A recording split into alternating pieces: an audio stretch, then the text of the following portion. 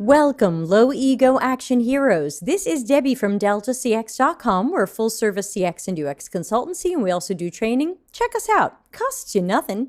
And today is the second Tuesday of the month, which means it's time for our monthly adventure with Darren and Dr. Nick, where we do office hours, ask us anything. We try to do this for about 2 hours. Bathroom breaks allowing. So if you have any questions today, you are welcome to ask them in the LinkedIn chat, the YouTube chat, or up here for our anonymous asking. You can use deltacx.link/ask.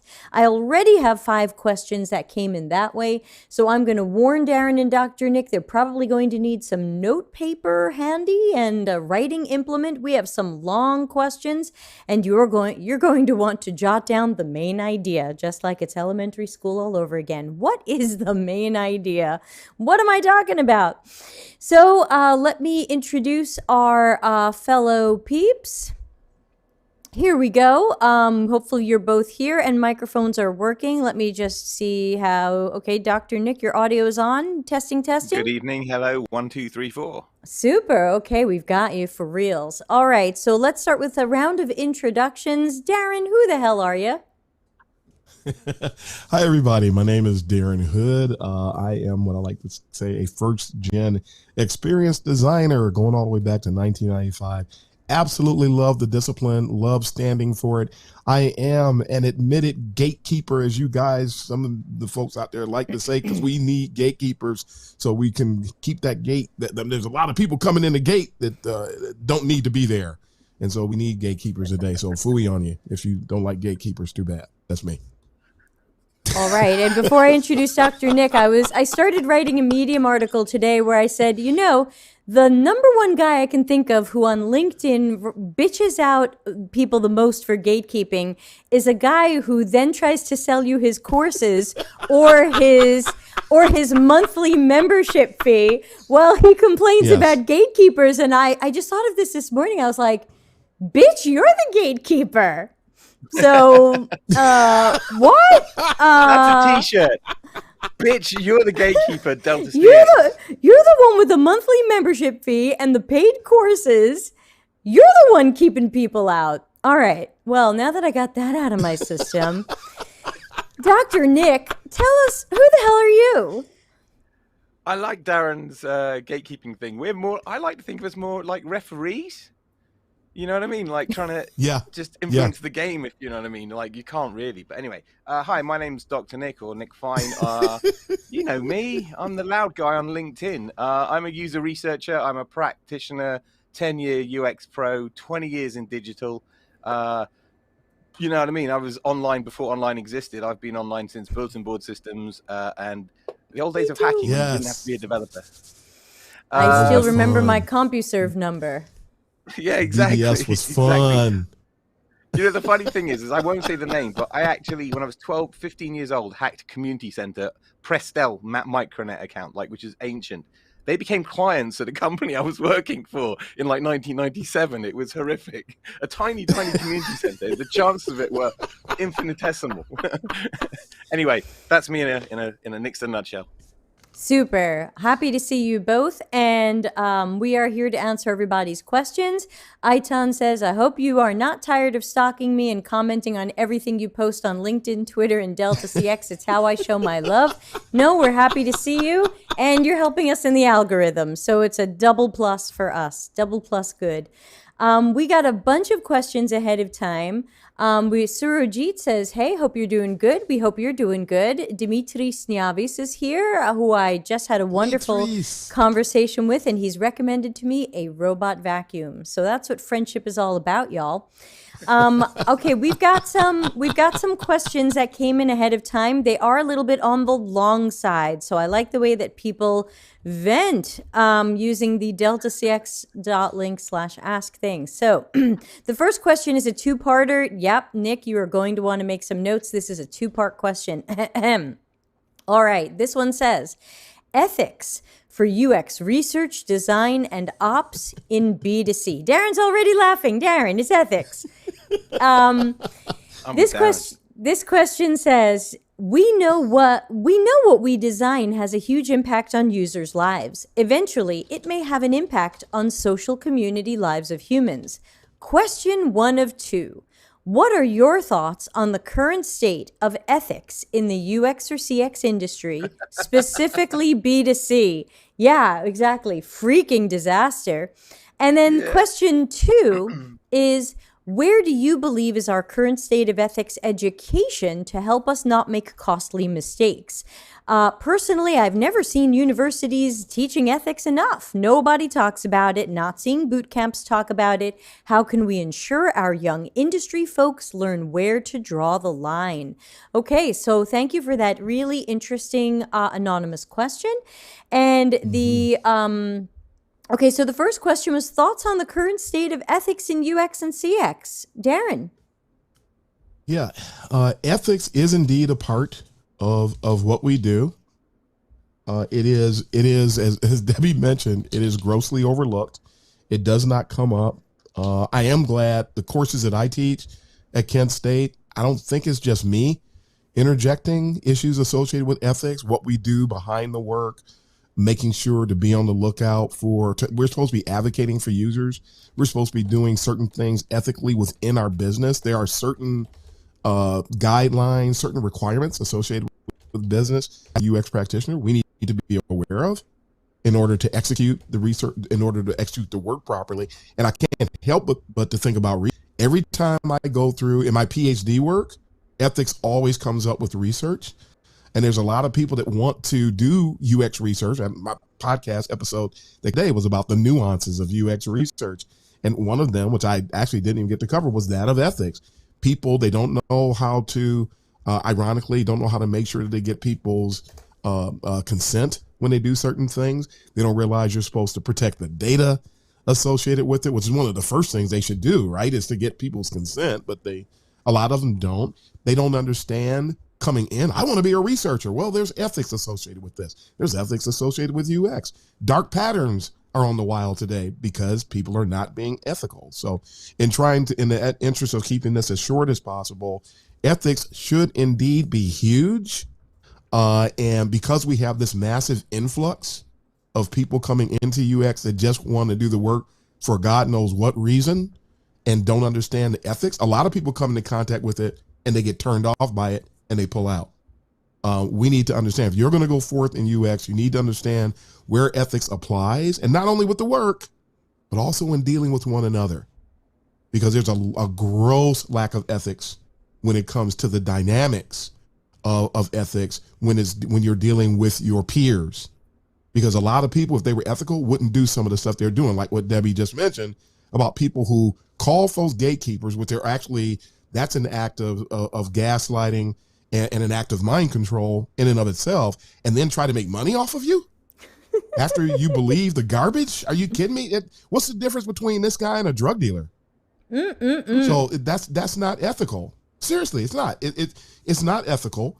And so if we could get ethics together, especially knowing at the core of UX is ethics anyway, if you throw the ethics out, you're not a UXer. How about that?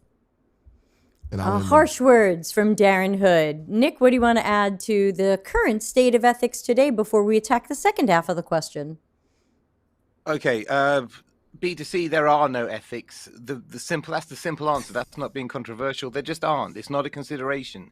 If ethics was a consideration, marketing wouldn't function the way it does. They'd actually tell the truth, right? They wouldn't oversell their product. I mean, there's basics in the world here, right? The truth of this is that nobody wants ethics because they're blockers, right? It's like it stops you doing things, right? It's like It's like designing to WCAG stuff. It's tough, right? And it's the same thing when you way more in depth. The way that I was always taught, and the way I've got a very simple view about ethics. Ethics are all about protecting people, at least from our perspective as researchers. I want to do no harm to the people that I'm getting stuff from, if you know what I mean, that I'm learning from, or they're informing me, or whatever's going on. They must pass the transaction and be completely unaffected in any negative way. And that's what ethics do for me and for everybody else, is keeps us safe and keeps our participants safe. That's it. To be fair, moving to the education part, Sorry, one last thing. I've got a note here because I wrote toxic positivity. I think I got indirectly accused of being too negative this week, and we should be inspirational, and all of that kind of stuff. Whereas, you know what I mean, sometimes why aren't you cheerleading more? I know I'm not good at cheerleading sometimes, but cheerleading doesn't change anything, obviously. Anyway, let's back to you, Debbie. Sorry.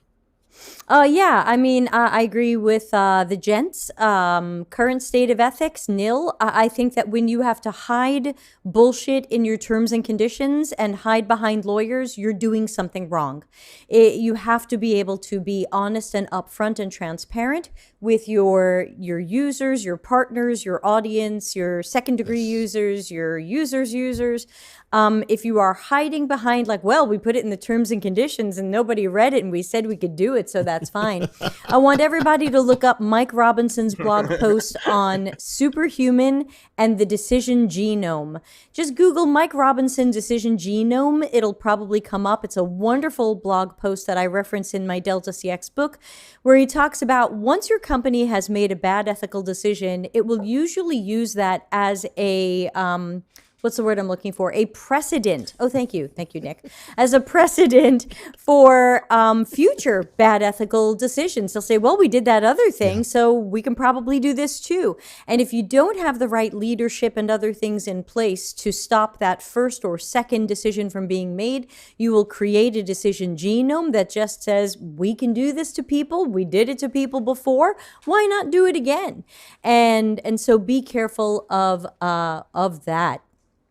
Second part of the question is, I guess, like, why aren't we teaching this more in universities or boot camps, or how do we make sure young industry folks learn where to draw the line? And by the way, gentlemen, I've sent you both a link in LinkedIn. All of the questions I'm now putting into a Google document, so you don't have to take notes if you don't want to. You'll be able to read the question on a Google Doc. I can't get over there. Unfortunately, I'm on my laptop over here. Okay, then in that case, I didn't tell you I was going to do that. Surprise. Take notes. Darren, if you can do it, there you go. Bomb before I came on here. I just made a cartoon. I made a meme. You've got to see it. Anyway, I'm going to keep taking notes because I'm going to keep taking notes because I like the engagement. Totally fine. I'm pasting all the questions in the Google Doc if y'all want to, if the guests want to see them. So how do we, lightning version, because I get the feeling this is going to be a busy day today. Darren, lightning version, how do we, what's the right way to teach ethics to today's and tomorrow's UXers? I remember taking a course about ethics when I was in college. There is a separate course. It's usually part of a philosophy department at the university level.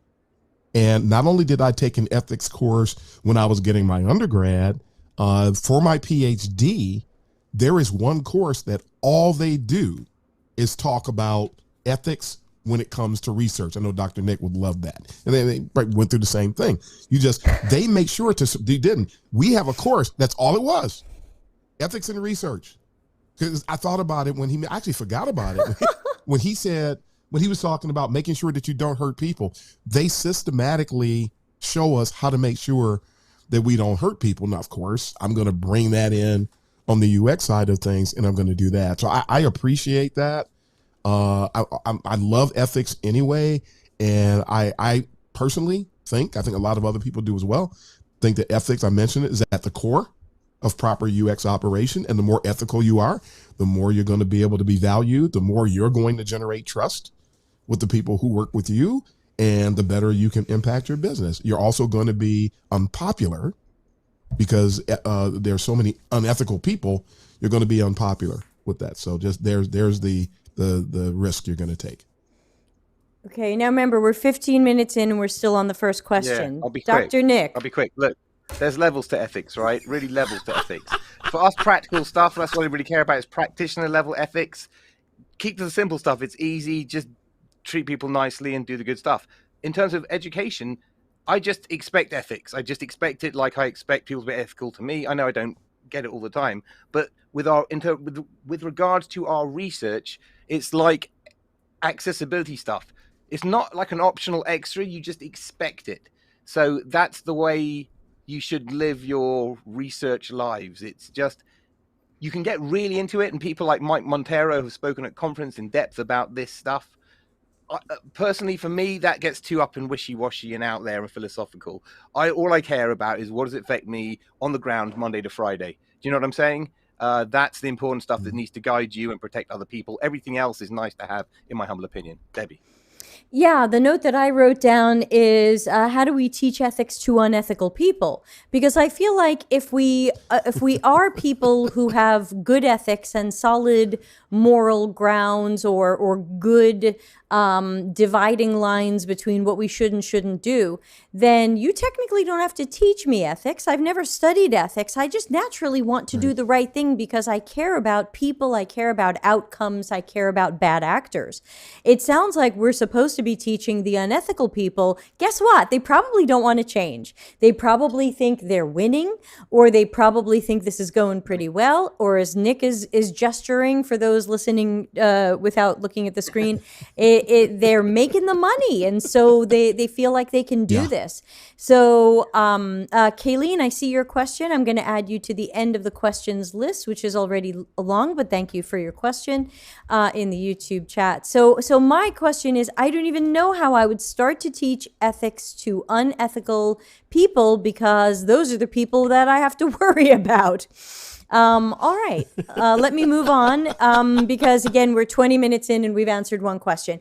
This is another long question, and so get out your notepads, everybody. It says, "Hi, Debbie. I know you've talked a lot about collaboration and stakeholder involvement, so I wanted to get your 2 cents on this. We had a stakeholder comment on how they've done or been involved around the UX process in other projects before, which led them to ask to be more involved in the UX process for this project. I understand this can be a great opportunity to gain more influence, but I also want to be aware of red flags or where boundaries could potentially be broken. I wasn't expecting them to be more involved beyond them being a stakeholder and someone we check in with from the business and data side. I do have support from a manager to keep an eye out, and I have total control to define what involvement means. I do want to keep them happy and involved, but because of previous experiences, I'm also hyper aware of how this can go south."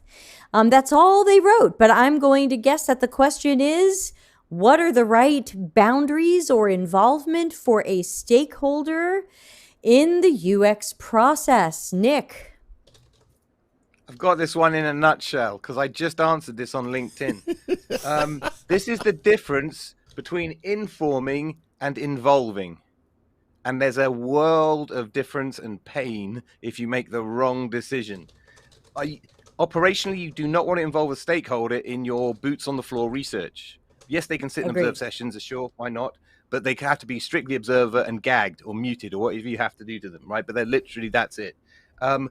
Better is to take snippets of video footage or whatever that takes, the output. And sorry, I was like, what was that noise? I'm applauding you, sir.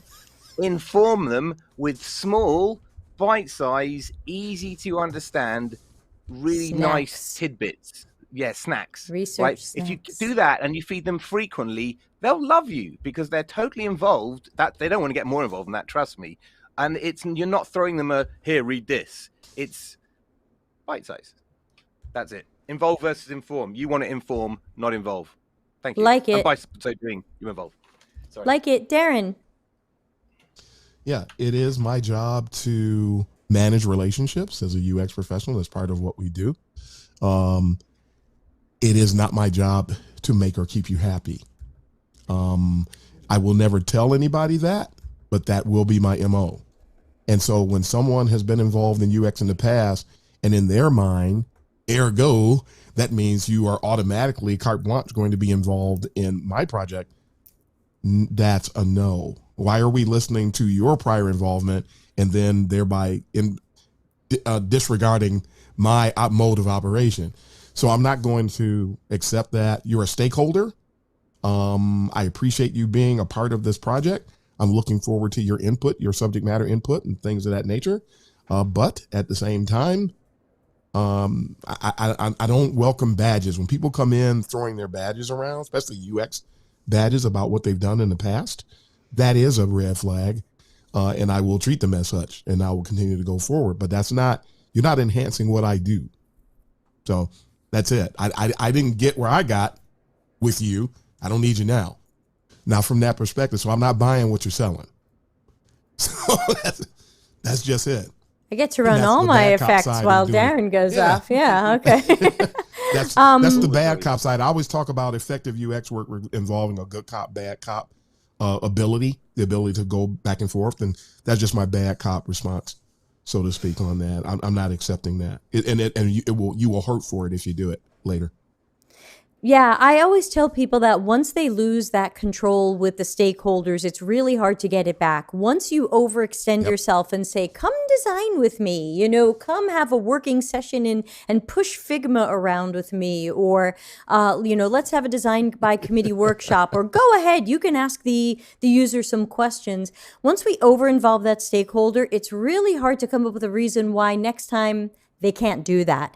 And so I think it's important to have lassoed them properly from the very start. I agree with what the guy said, certainly with Nick, about making sure that if it's research, that you can learn what stakeholders are looking to understand, if they have any goals, but they're not asking the questions. They're not writing the protocol. They're not coming up with the screener survey. They're not asking live interview questions. They're not, like Nick said, they're muted and they're off the screen, and they're not analyzing it with you. I don't care what the Lean UX book says. They're not analyzing it with you. And then as for the rest of the UX process, same type of thing. You don't want them sitting with you and whiteboarding. Some of them think they have to whiteboard with you, or you should workshop this.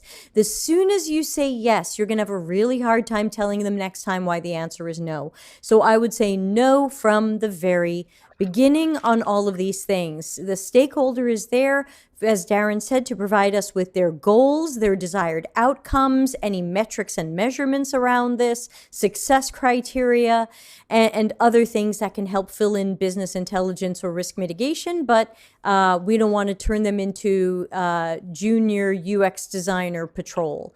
Nick, you have something to add? You were scribbling madly. It's like the match game here. Nick. No, not really. No. I was going to hold up my committee card, Yes. Because what you basically said, it turns, you're giving them license, or you're letting go of not control, but quality control to a committee. And that goes bad. We all know how that goes. Darren, something to add? Yeah, one other thing. It's good. It's important to do like what Debbie was just talking about. It's important to do those things because managing relationships, including setting proper expectations.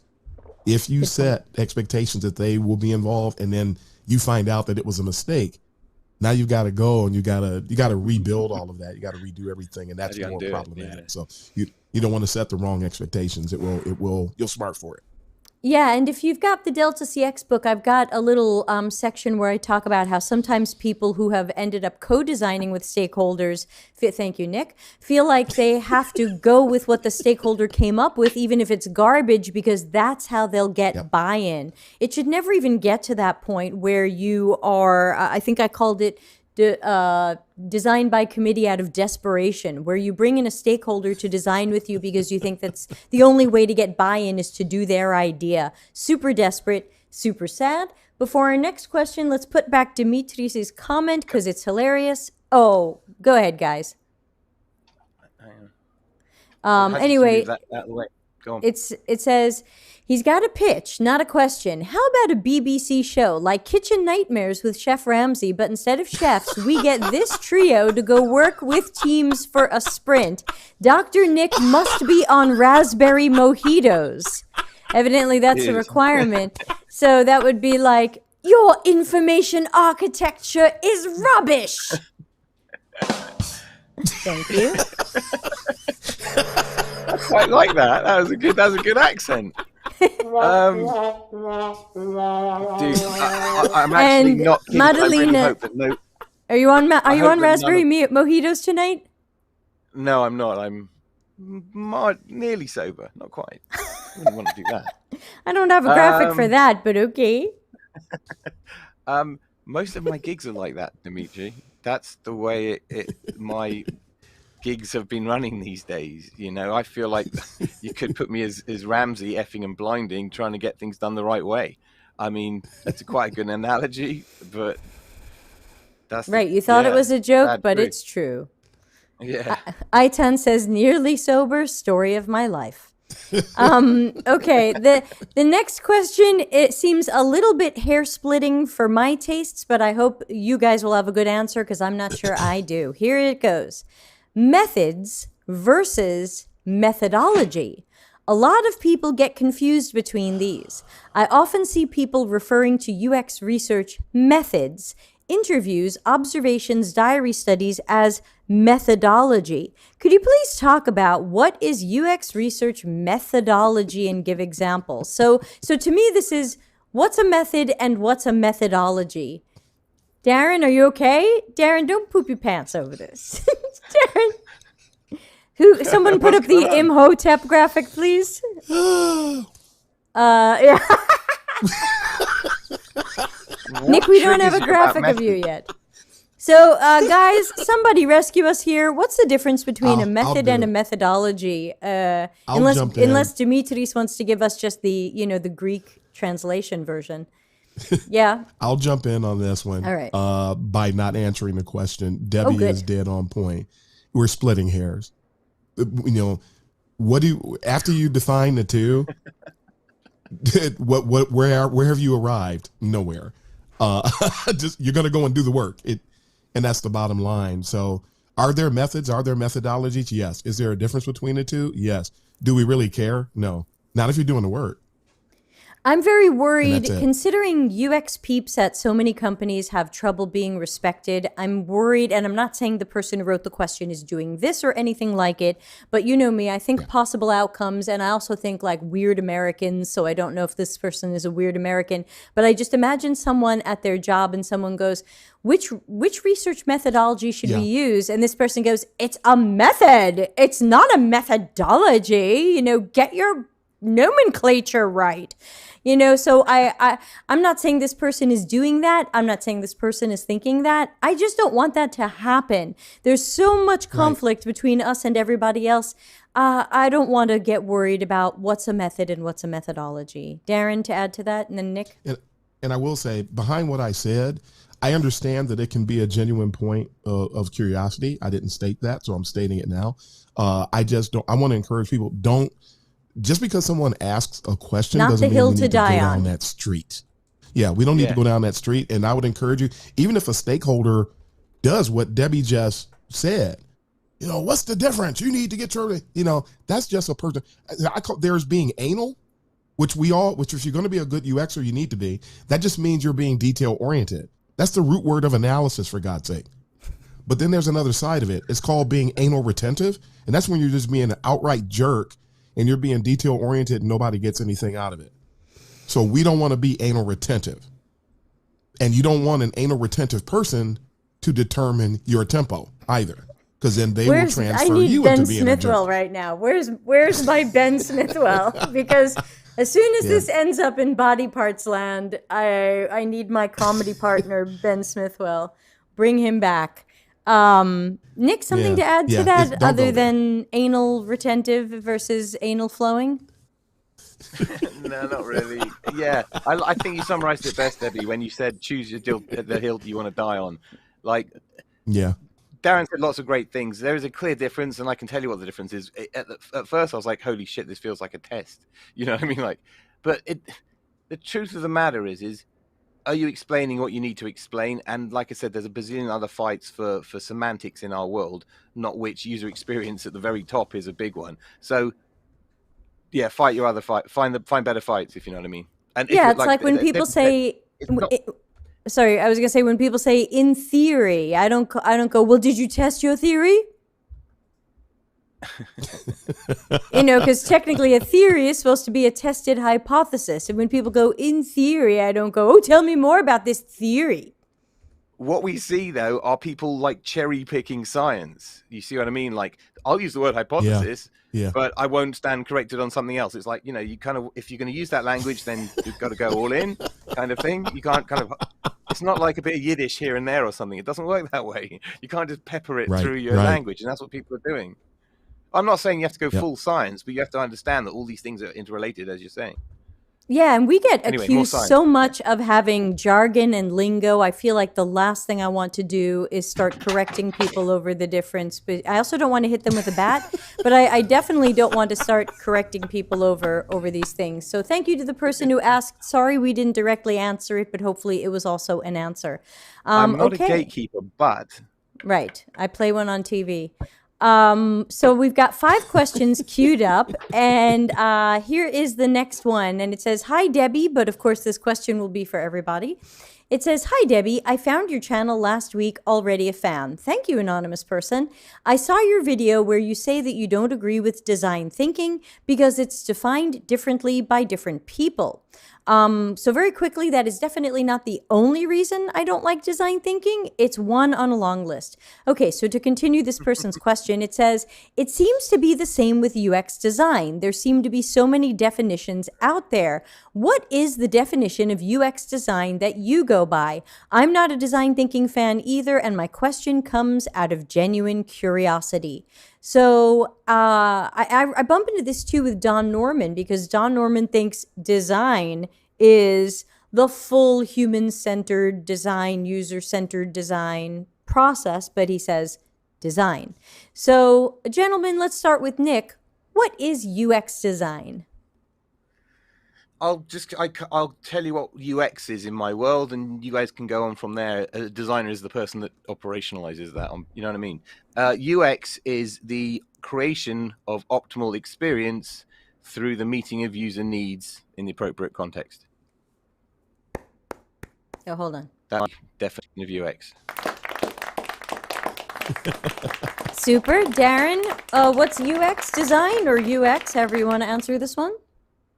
Well, UX design it involves the use of, here we go, methods, methodologies, techniques, different approaches by which we can use to optimize the experience for users and accomplish the goals within the business, or achieve the business needs as well, to marrying the two. So it's really it's a conglomeration, if you will, of things. And I will add, there are 100 different definitions of user experience design, and the vast majority of them are correct. They don't have to be exact to be correct. I want to make sure that people understand that as well. Whereas when you look when you look at design thinking,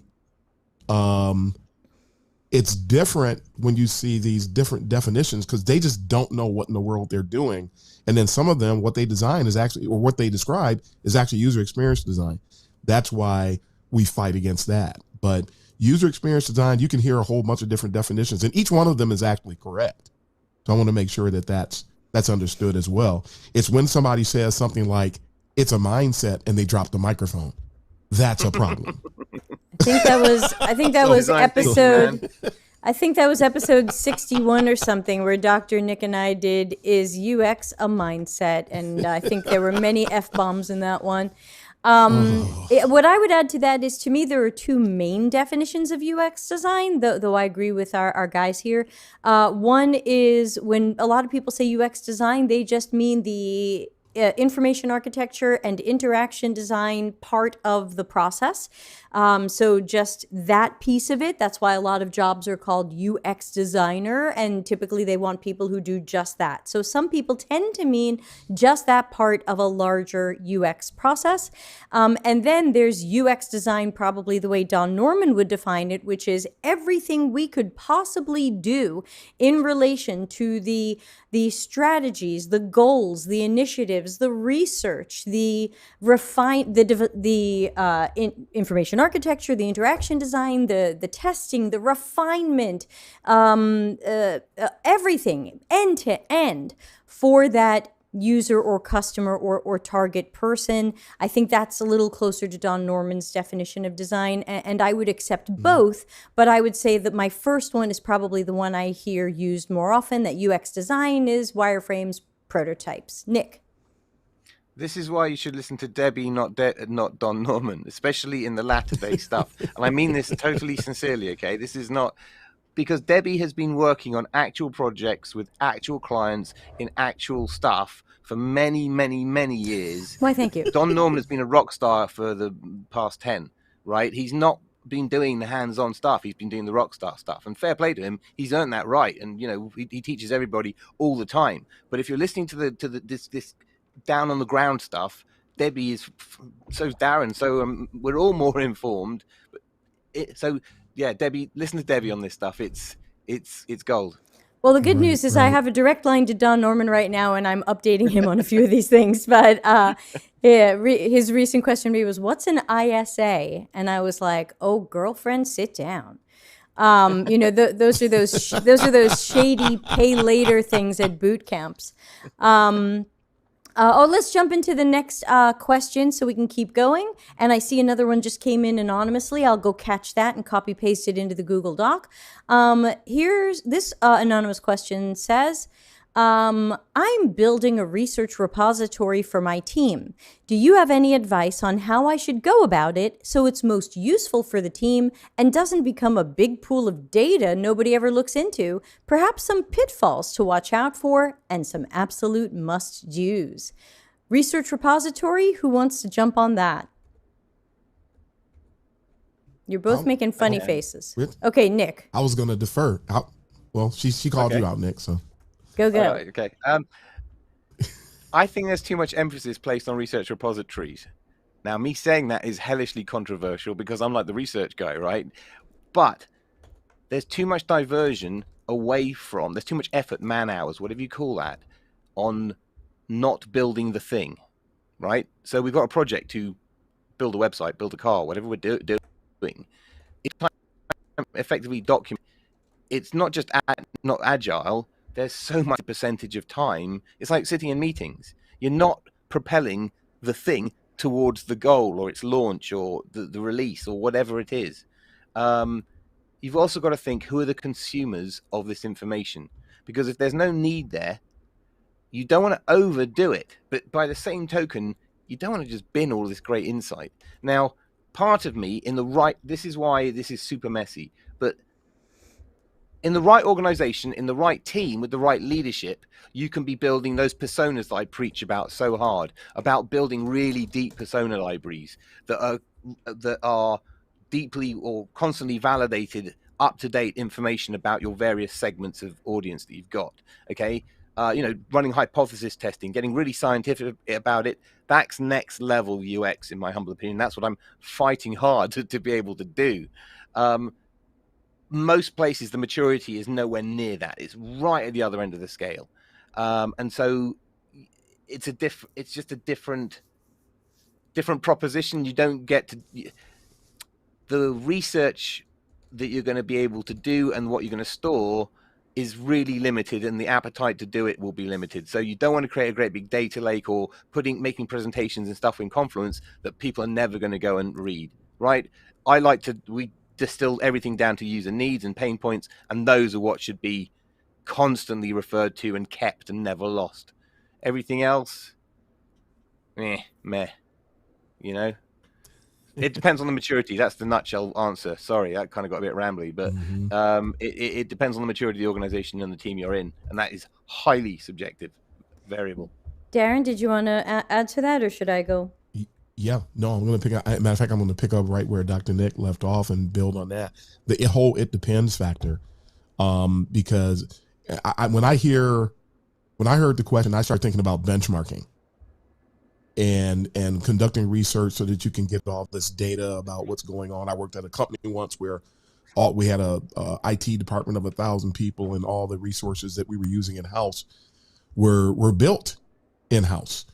And so it was going to be important for us to do some benchmarking in an effort to try to have that user-centered and data-driven or data-directed type of design approaches for everything. So we were going to launch a benchmarking initiative, and so that we could continue to be on top of things and understand what's going on. I think people need, if you're going to do something like that, thinking about something else that Dr. Nick said, you have to be aware of the manpower that it's going to take to accomplish that, because you can't just do it once. You have to continue to conduct research to maintain and update the data that's in that.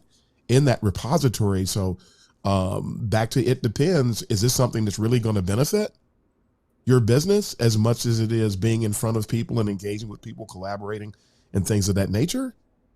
Something else to think about. So it depends, because it's a huge lift, and the number of people that you need to see, Demetrius, the number of people that you need to execute that, depending upon the size of your organization. I mean, is leadership going to justify having enough headcount just to focus on on doing that work? So, I mean, that's all I have to say on that. Yeah, the main thing I would add to that is to think about who is the audience for the repository. I tend to find there's two main audiences. One is the future research workers of the UX department, and sometimes it's, we want everybody to have access to this UX research. But what I found is that when you give everybody access to the UX research, they don't understand your information architecture. They don't understand your folder structure. Sometimes it's not really well searchable. And then you say, look, I made a repository and I made this stuff available to everybody. Here comes committee. Yep, I made a repository and I made this stuff available to everybody, but gee, nobody's going into it. They don't understand where you put stuff. Remember, think about, we talk about tasks and task analysis all the time on this channel. Think about your coworkers' tasks. They're just sitting here wondering, hey, did we ever study why people bounce from our homepage so much? They want to be able to easily go into your repository and say, did we study this before? When? What did we learn? If they go in there and they find task analyses and affinity diagrams and empathy maps and 80-page reports, their question isn't answered. And what I've tended to find is that the research repositories that I think make the most sense are the ones that the UX researchers and maybe the UX designers can make their way through and just field the questions from our teammates. When a product manager says, do we know why people aren't converting from trial to paid? Say, let me search our previous research and see if we've already looked at that or if we need to spin up some fresh research on that. So think about, who is this really for? Do we really expect engineers and product and marketing and BAs to go into this? Or do we expect them to ask us a question and we know where to find the answer? That would be my thoughts. Yep. And Scott's asking, is there a middle ground? I haven't seen it yet, but a research repository is not my strength, so I don't want to specifically say. Your personas should be your research repository. That should be, if I'm given a really good persona with some up-to-date needs or some a list of validated needs or even simple pain points, something to work with, when I've got my designer hat on, that's the best inputs you can hope for. Right. The question, this comes back to me always talking about what's meaningful, actionable, and helpful. That was Deanna. Mm-hmm. Okay, but meaningful, actionable, and helpful. And so if the personas are meaningful, actionable, and helpful, yes, your task analysis might be meaningful, actionable, help. You may have even made some good customer journey maps that hopefully these things live on. If they're not living on, Larry Marine would ask you why you made it. I don't know if he's here. Right. We have an absolutely wild question coming up next. Are you guys ready? Uh-oh. It is aimed at me, but if you have answers that you're comfortable giving, you two are welcome to give answers here. I'm scared. Dr. Nick is scared. I can't imagine such a thing. No. It's the Halloween special already. Right. Don Norman emoji. Okay, this anonymous question says, hi, I've seen you being against Jared Spool, but I've never heard exactly why. What do you think is wrong? His approach? Teachings? What exactly? Now, funny enough, we did get this question on another office hours probably about a year ago, so I know the answer is, buried somewhere because it's not like I shot a separate video where it's like, hi, here's 5 minutes of me saying why I don't like Jared Spool. Oh, the chat room is going crazy. Kayleen wrote, I have a terrible feeling. Scott wrote, uh-oh, here we go. Joel Barr wrote, ruh-roh. Kayleen wrote, oh, this isn't so bad. I thought it was going to be hate mail. No, not yet, at least, Kayleen. So let me ask, before Charlene Charlene said, is it Jared Spool asking why you don't like him? And Aitan wrote, plot twist, it's Jared asking this question. So evidently we have two people here who think this is Jared asking why you no like me. Before I answer that, do either of you want to make any comments on Jared Spool? Otherwise, I will field this one alone. I'm going to wait for you, and I'll pick up the pieces. I'll go ahead and jump in now, but I'm going to tweak it a little bit. When you have a respect for user experience, as the three of us do, and when you love what you do, and you love how good the discipline has been to you, you develop a sense of, how can I say, Shalene, it's never about the person. I think people need to wake up and understand that it's not about people as much as it is the thing. It's not about the who, it's about the what. So whether one person is out there trying to tell people about gatekeepers and then turning around and trying to make money off of the way that they demonize other people, is it really and then somebody else is stealing ideas from somebody and then not really coming clean when they do it and making a living off of plagiarizing content and thoughts from other people? Is it about the person or is it about what they did? If somebody is out there claiming to be and it is what it is. When you have people on Instagram and on LinkedIn claiming to be mentors when they only have 3 months of experience. I had somebody the other day trying to tell me they wanted to have a session with me to help guide me on my resume and give me some tips because they felt that my resume and they said your resume is too long. I said, are you talking about my resume? Then there was a delay, and the person, well, I'm talking. Oh, that's you're ignorant.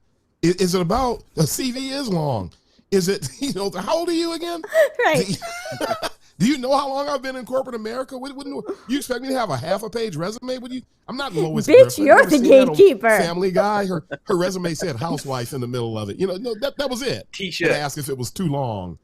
It's not about the what. And people get upset when me and when Dr. Nick and when Debbie take stands against people doing something that we know for a fact is wrong. They act like we're being personal. It's not personal. It could be completely blind. We don't have to know who's doing it. It's the what. It's what someone has done. And I wanted to sort of just preface that and say that and help the audience here to understand. I think a lot of folks do understand it, but people who go back and hear this later, including Jared Spool's lawyers who come out to watch your show, that they need to understand that it's not about his assistants. It's not his lawyers. His lawyers are going to be like $300 an hour. His assistants are cheap. But you know what I'm getting. You know that. You guys know what I'm getting at. It's about the what. And when you have a love and an understanding for the discipline and the ethics of the discipline, and you see something that violates that, you're going to speak out about it because you care about people. You want them to go the right way. You want the discipline to be represented the right way. So you take a stand. And people tend to demonize and then they take things personally that are not the least bit personal. So that's my 2 cents on Nick, that. And I will never stop standing. Nick, do you have 2 cents before I answer this question? First of all, I want to thank Jared Spool because Jared Spool's $300 million button was like the first thing an early thing that I learned like back in the day. And I ate on that. I dined out on that for many, many projects. And let me tell you, it friggin' works. Yeah. Continue not register. That thing, well done. Like Jared, that's good stuff. Everything else, he's now a marketeer and an entrepreneur. He's not a practitioner and educator. Again, for the same criticism I said about Don Norman, it's nothing personal. Yeah. It's the brand. Yeah. That's number one. But number two, they've been so far removed from the coalface for so long. We know that our world moves at light speed. Everything changes year on year, right? So there you go. Look, one last thing I want to say about the previous question. In research terms, Debbie said, if we've done that, no matter if you've done it before, that was with them at that time, stuff. Oh, we're back. Okay. Sorry, sorry. It was a little blippy there, but I understood what you're saying, that even if you've done the research before, sometimes that's not recent and things have changed and you have to do it again. Yes. Yeah, just check. Yes, exactly. Agree. Yeah, we didn't say that, but you're right to add that now. So y'all, make a s'more, sit down for a moment. Let's talk about Jared Spool. And again, this question comes up from time to time, but I don't mind answering it. There is a public version of this answer that I give, and there is a non-public answer that I give. So let's go with the public answer. Sorry, it looks like I was blipping. Am I back? No, you're fine from perspective. Yes, you are. Okay, just checking. So, and I agree with Darren that it's not like I didn't like Jared Spool and then I learned he was doing UX and I just had something against him as a human. I heard the things he was saying and I was so horrified by them.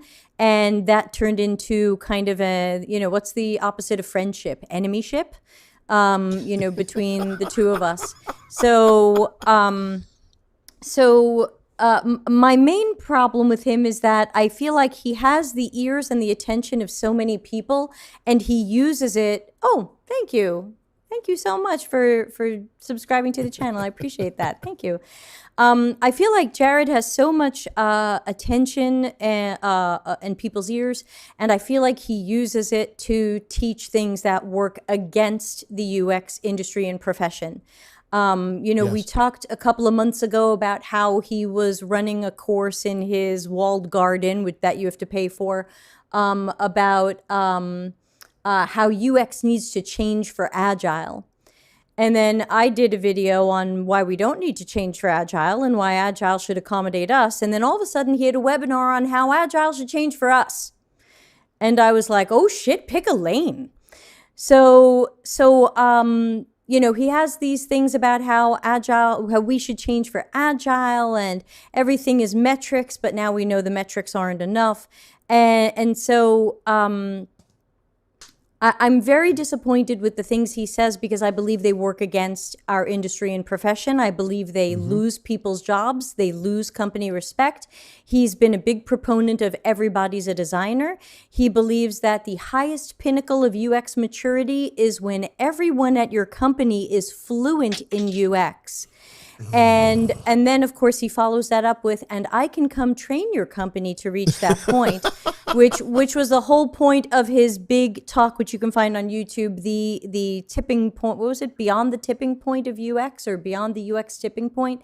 My episode 37, the tipping point of Pal Mickey or whatever I called it, is a response to his talk. I have had him steal things from me. Somewhat blatantly, and I'm not okay with that. I think that's low. I'm pretty sure he has people watching my show and my channel, and there are very often things that I talk about that I'm working on that I'm going to release to you in the future, and just before mine comes out, his version comes out. And I'm thinking, well, that's interesting. I didn't think Jared Spool was working on a webinar about blah, blah, blah. And so, I don't talk as much about things I'm working on anymore. And now Jared just, has to guess at his own stuff. And then, of course, as soon as I come out with a video that has a certain perspective, all of a sudden he puts something out. So, of course, because I just released a Medium article about the difference between being feature-based and task-based as an organization or a team, I expect him to have a webinar on that in about a month or two. And so I don't think he has a lot of original ideas, and the original ideas I've heard from him hurt our industry. No two ways about it.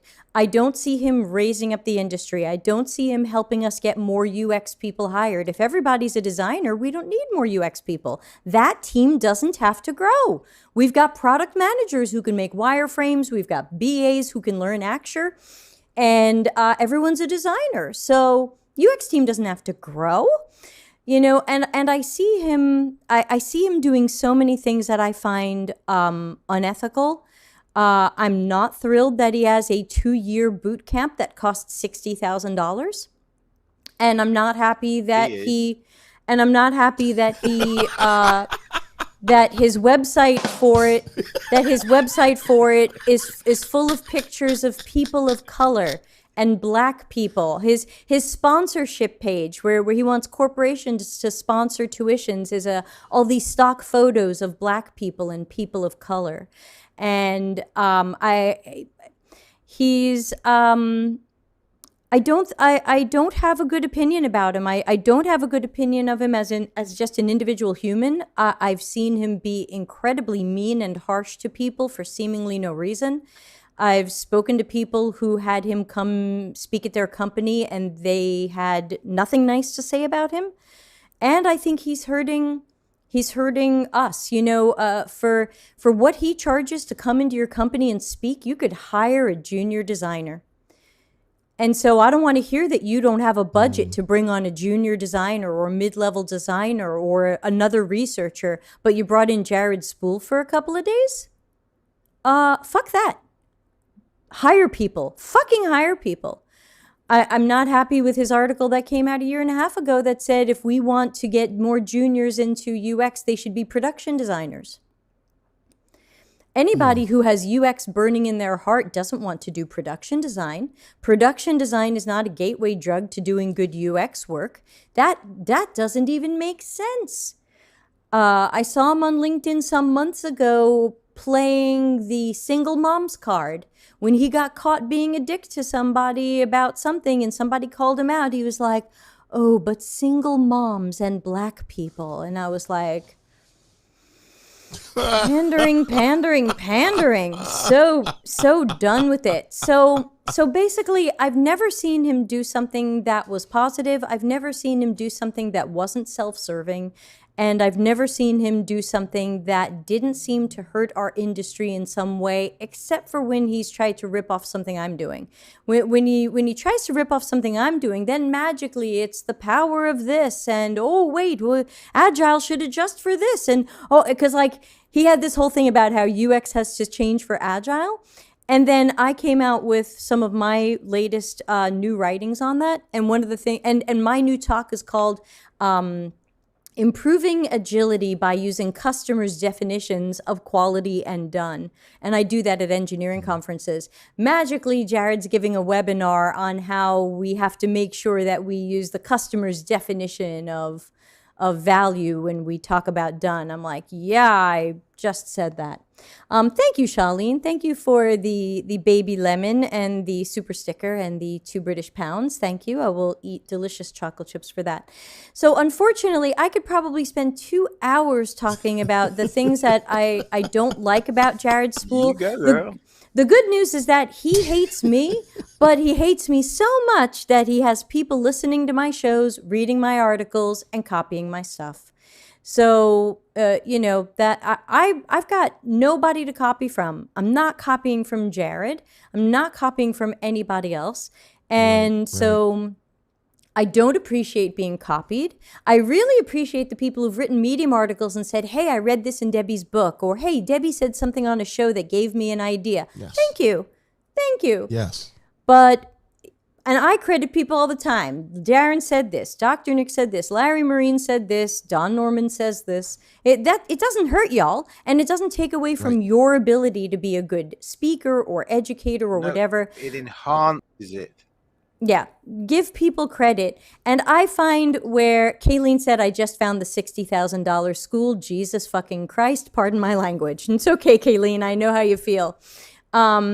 Someone wrote, perhaps Jared will now copy you and write an article on why Jared dislikes Jared. That's brilliant and meta, and I love it. It's such a never-ending list. And it's just so much bizarre stuff. And really, to me, I find that because he's a good speaker, I find a lot of people turn off their critical. Very nice. Because Jared's a good speaker, I find people turn off their critical thinking.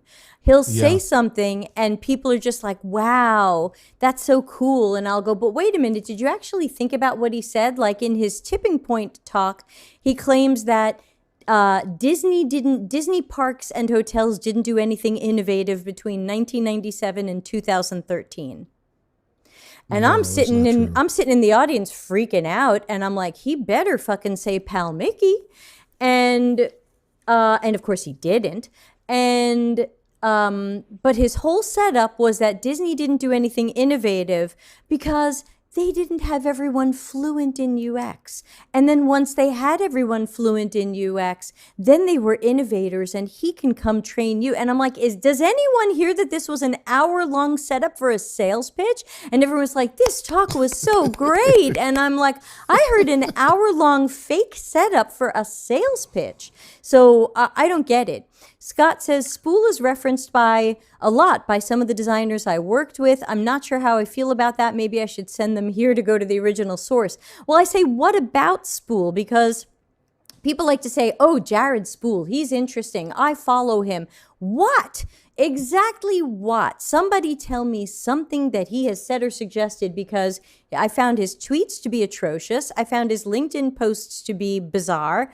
I don't get it. I'm just not getting it. I also kind of don't get jazz music, but I just don't get Spool. So, Nick, you had your hand raised. Yeah, I do get it, unfortunately. He's playing a very clever game. He's playing the world as it is today. The world is it's unethical. It's plagiarizing. It's well marketed. But most importantly, in corporate world, or at least corporate America and corporate England, Britain, transformation and change is what every major brand wants and needs, and they use people like Jared and many other people are milking these gigantic, over fat, horrible corporations, some of them, with 60 grand things. And for some respects, I tip my hat to him, because he's just taking it's a bit like Robin Hood kind of thing, but he's using he's taking from the rich and giving to his rich ass. Yeah, but in the perspectives, I mean, if when I get really socialist, then yeah, fuck those big brands. But I'll never work again if I say that, so I can't do that. We'll edit that out. You understand what I'm saying? The point is for he's a senior playing the leadership game. team who is tasked with changing culture effectively without changing personnel, which is a very, very hard thing to do. He's using UX, design thinking, product thinking. They're all the same bullshit method. They're using our tools effectively to try to do that transformation. And I'll be honest with you, if you're a really stale old culture and you're very immature, then anything Jared does is going to make you better, right? It's not good value. It's not UX. 100%. It's neither of those. Is it going to move the needle? Hell yeah. Because it's like a whole dusty room. You blow on it and it's going to make it cleaner and better. Do you see what I mean? It's so right. Some people don't understand the depth of the world, the digital or the corporate world is. Some of it is archaic in 2021, and I mean that. Yeah, and he's welcome to watch this. He's welcome to hate me, but he's not welcome to rip me off. He's not welcome to copy me. He's not welcome to steal from me. My feeling is, if you are making money off of something that you heard from me, send me some of that money, because you have me to thank for whatever you're making money off of. And I think that's, I mean, everybody knows I'm doing this out of a labor of love. I'm losing money on this stuff. Right. I do it because it's fun and because I'm hoping to educate people. And for someone else to steal from me where I'm losing money so that they can make money, okay, fine. You could say, this is just the plot to an action movie, I guess. I'm just the ethical loser here, and Jared's the winner. But every time I see him, he doesn't look like a happy man. I don't think he's the winner. And if you believe in karma, he's gonna get his. So I just mostly avoid him because I believe he's going to get his. I have some Jared Spool stories, but I won't tell them. I will say one, maybe two. One is I was part of that Leaders of Awesomeness group, and some of you are probably a part of it as well. And because I like Dr. Nick, a lot of people in UX, my earlier days, I encountered Jared Spool, and there was something he said or did that impacted me tremendously. And also, like Debbie said, I mean, I didn't have my critical thinking hat on because I didn't think, I mean, it's on, but it's not on. It's like it's on that you're processing the information, but it's only on to a degree. And you're not thinking about whether or not the information is being presented to you is original. You're not thinking about, I mean, and he's not the only one doing this. There are a lot of other people doing this. A lot of the books that are out today, they really stink, and they're fabricated, they're curated. There's no original thought, and people, they get paid, so they don't care. They're not going to protest. But I remember seeing his talk on the Kano model, and it impacted me tremendously. But it was like 3 or 4 years later that I remembered. It wasn't the spool model. It was the Kano model. He took a concept that someone else gave, delivered a fantastic talk on the subject, and it impacted me. It impacted my practice as a UX professional. But later on, I realized it wasn't really his. He didn't add anything to it at all. Any of us can go and recognize something that somebody else does and run off with it, but you have to give credit.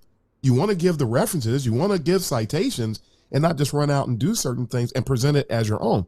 You don't want to do that. So fast forward to not too long ago, where I was giving him like all kind of rope and trying to see what's really going on.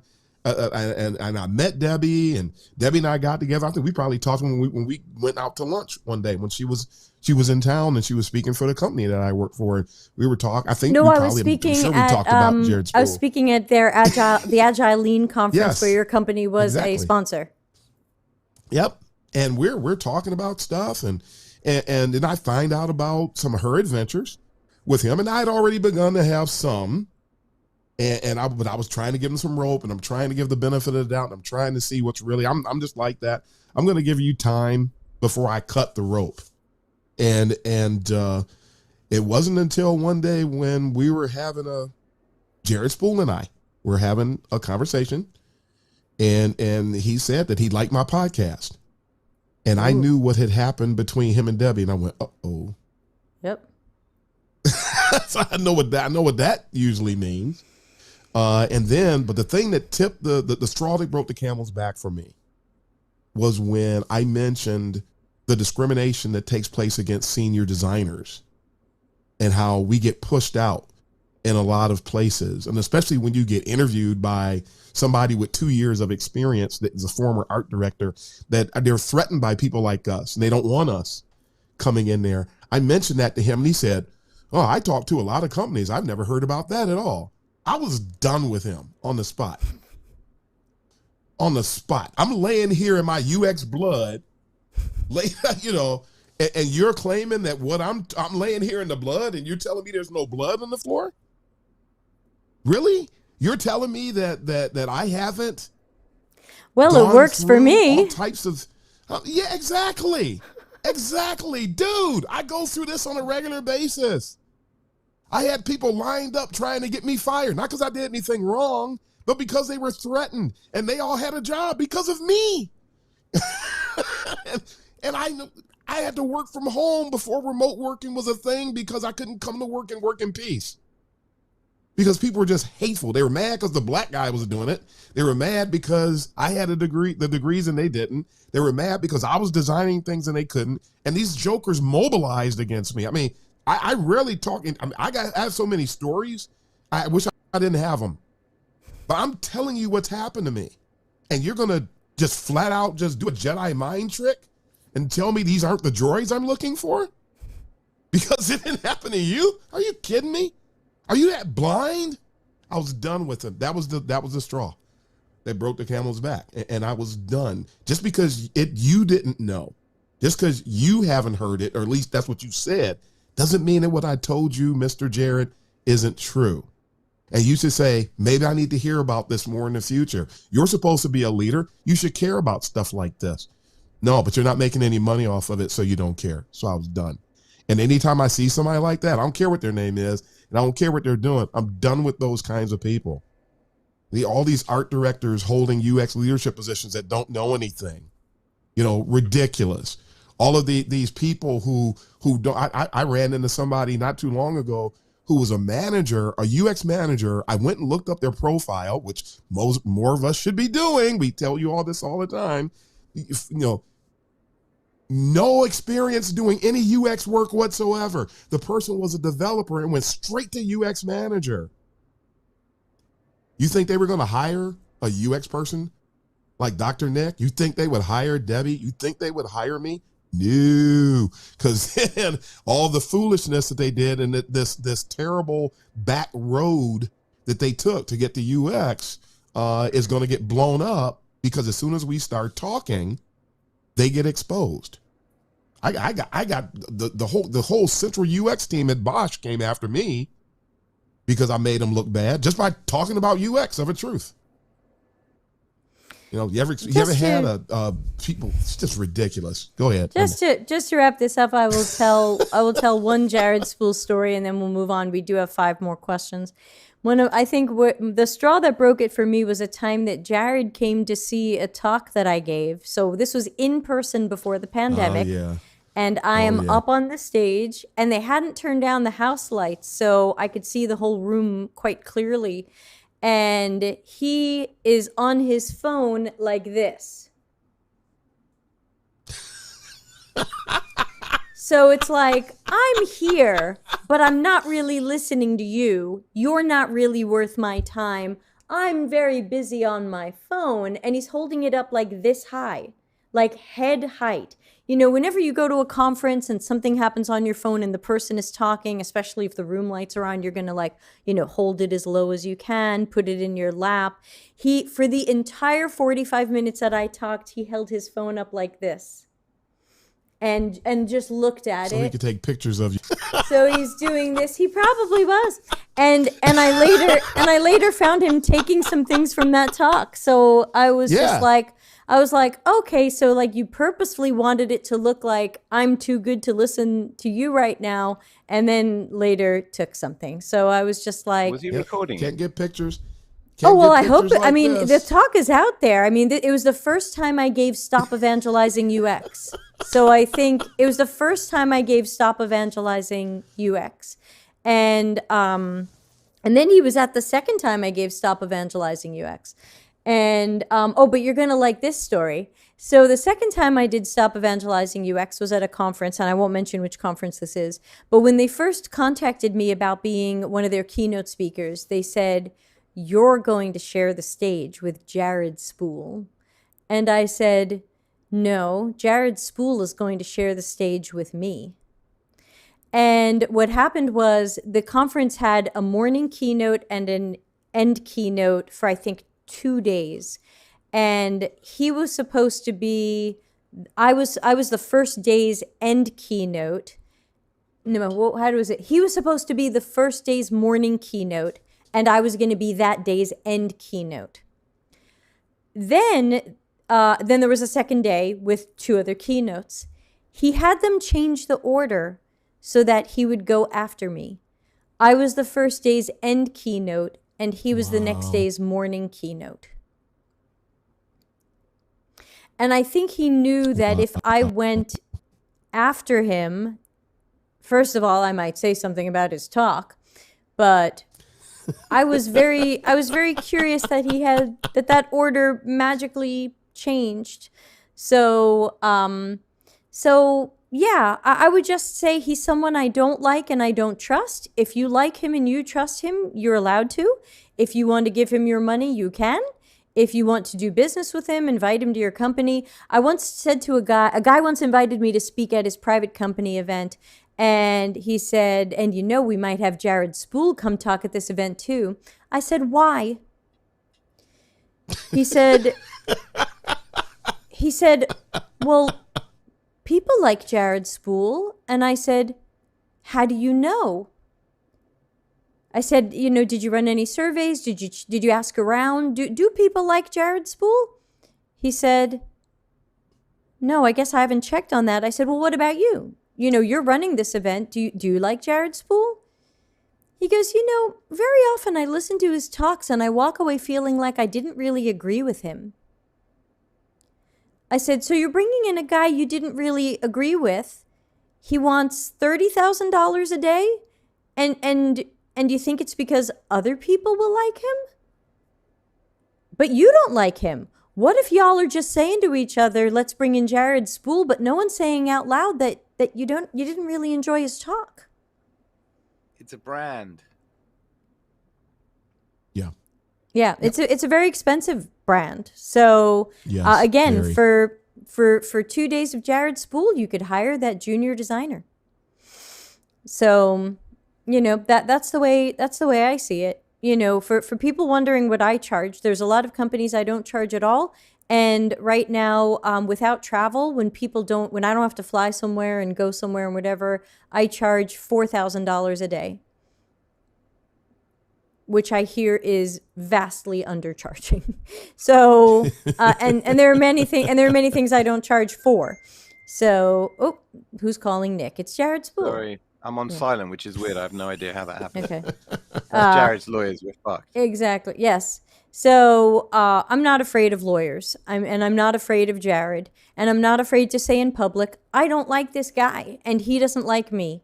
And I have good reasons to not like him and he has good reasons to not like me. And you can do all the business with him that you would like. And you can pay him $30,000 or less or more to come talk at your company. You get to decide. But I just tell people, put your critical thinking hat on with Jared Spool and with everybody, even with me, with you. Whatever people say, what are the possible outcomes of these ideas? If Jared says everybody's a designer, what's the possible outcome? Is the possible outcome that the UX department grows? Or is the possible outcome the UX department doesn't grow so much because everybody's a designer? We don't need to hire more. Right. So just that. Kayleen says, Jeb, have you thought of raising your prices? Kayleen, I have, but I would rather charge fairly and get the job than try to charge more.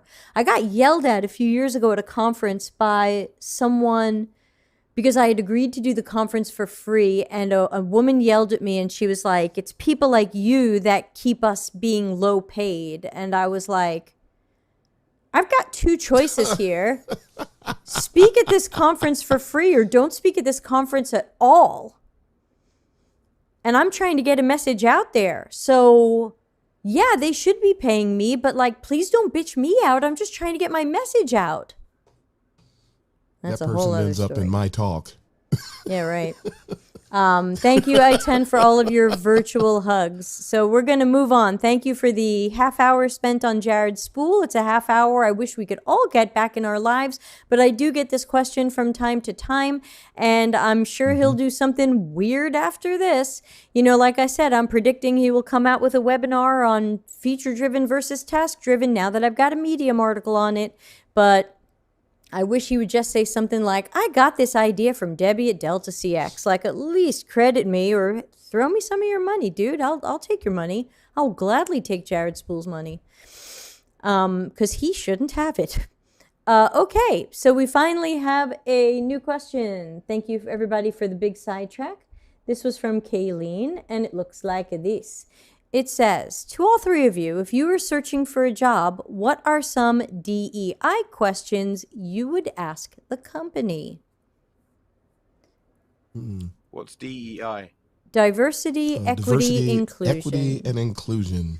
I have to admit, I don't usually ask questions about that. Darren, do you? I'll jump in on this one. Yeah. I don't, but there's a reason why. Okay. Because when we're doing UX work, we know that people say one thing and do another. If you ask them about certain topics, they're going to say one thing and do another too. So I don't, for that reason, we're I don't so ask them. inclusive. Yeah. If I go, and matter of fact, when I see people bragging about DEI, it's usually safe to assume that they're doing the opposite. It's like one company that's known for what's called the isms.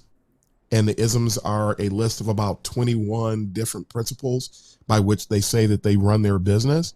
Well, I used to work there, and the isms, those 21 isms, are not the isms that are predominant. The isms that are predominant are racism, sexism, ageism, cronyism. It's those isms, the ones that are not in the list. Just like I avoid companies that claim to be top places to work. They make those because somebody did a survey, and the people that think the company suck don't fill out the survey, so that doesn't make it into the survey, and then they make it to top places to work. So I don't ask, I'd rather look. Right. So when you go on a tour of the company, when you look at the org, way that they present the company in their marketing materials, not like what Debbie was talking about earlier, where they filled all their stuff with minorities to try to make minorities feel comfortable about coming there, when I've had dealings and I actually questioned that because I thought the folks were racist, frankly, before, and I had reason to believe that. So there are things, especially when you go on a tour of a company, which we're not doing right now, because you can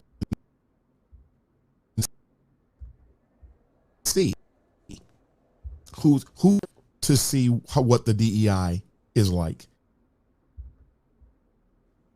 Don't ask them, because you're not straight story. A lot of process, and we have to be good at identifying that.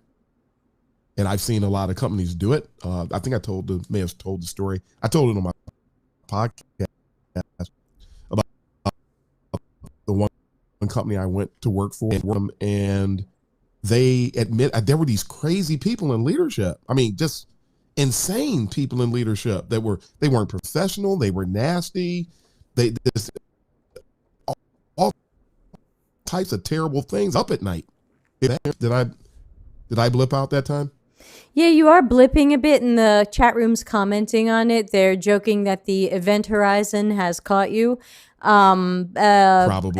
And you can hear me now, though, right? A little bit, yeah. Kayleen agrees that it was certainly much easier to see the DEI vibe when we could go to people's companies and be interviewed there. Absolutely. Oh, so I was out, but I'll make this quick to wrap that up. I worked for a company, that's where I'm blipping out. I worked for a company that actually hid crazy during the interview process, only for me to go work there, and then the crazy people came out of the bushes because you have them. And they later admitted, well, we didn't let you meet that person during the interview process because we knew that if you did, you wouldn't want to come work here. This is a Fortune 500, if not 200 company. Companies are, I blipped out again. Companies are not always honest. And so we need to be proactive and try to find ways to get that information on our own. Asking them isn't going to work. Not about direct things like that. Yeah, that is tough. Nick, something to add? Hopefully you're not too blippy. I don't ask those sorts of questions. The things that I am commonly prejudiced or discriminated against, I am fortunate they are practically invisible. Obviously, if you know me, they're not that invisible. But it's not my skin or something like that, or I'm wearing religious faith stuff that indicates things that people would be prejudiced against. You know what I mean? So I take a stealthy approach. People are prejudiced all kinds of ways, you know. Still black, Darren. It blows my mind. Are you checking? It blows my mind to hear Darren's stories of discrimination in the workplace because he's black. Because in my 25 odd working years as an adult, I've never seen it. In England, in the companies I've worked at, I haven't seen it. You know, have I seen great equality and appropriate numbers of black and other people? No.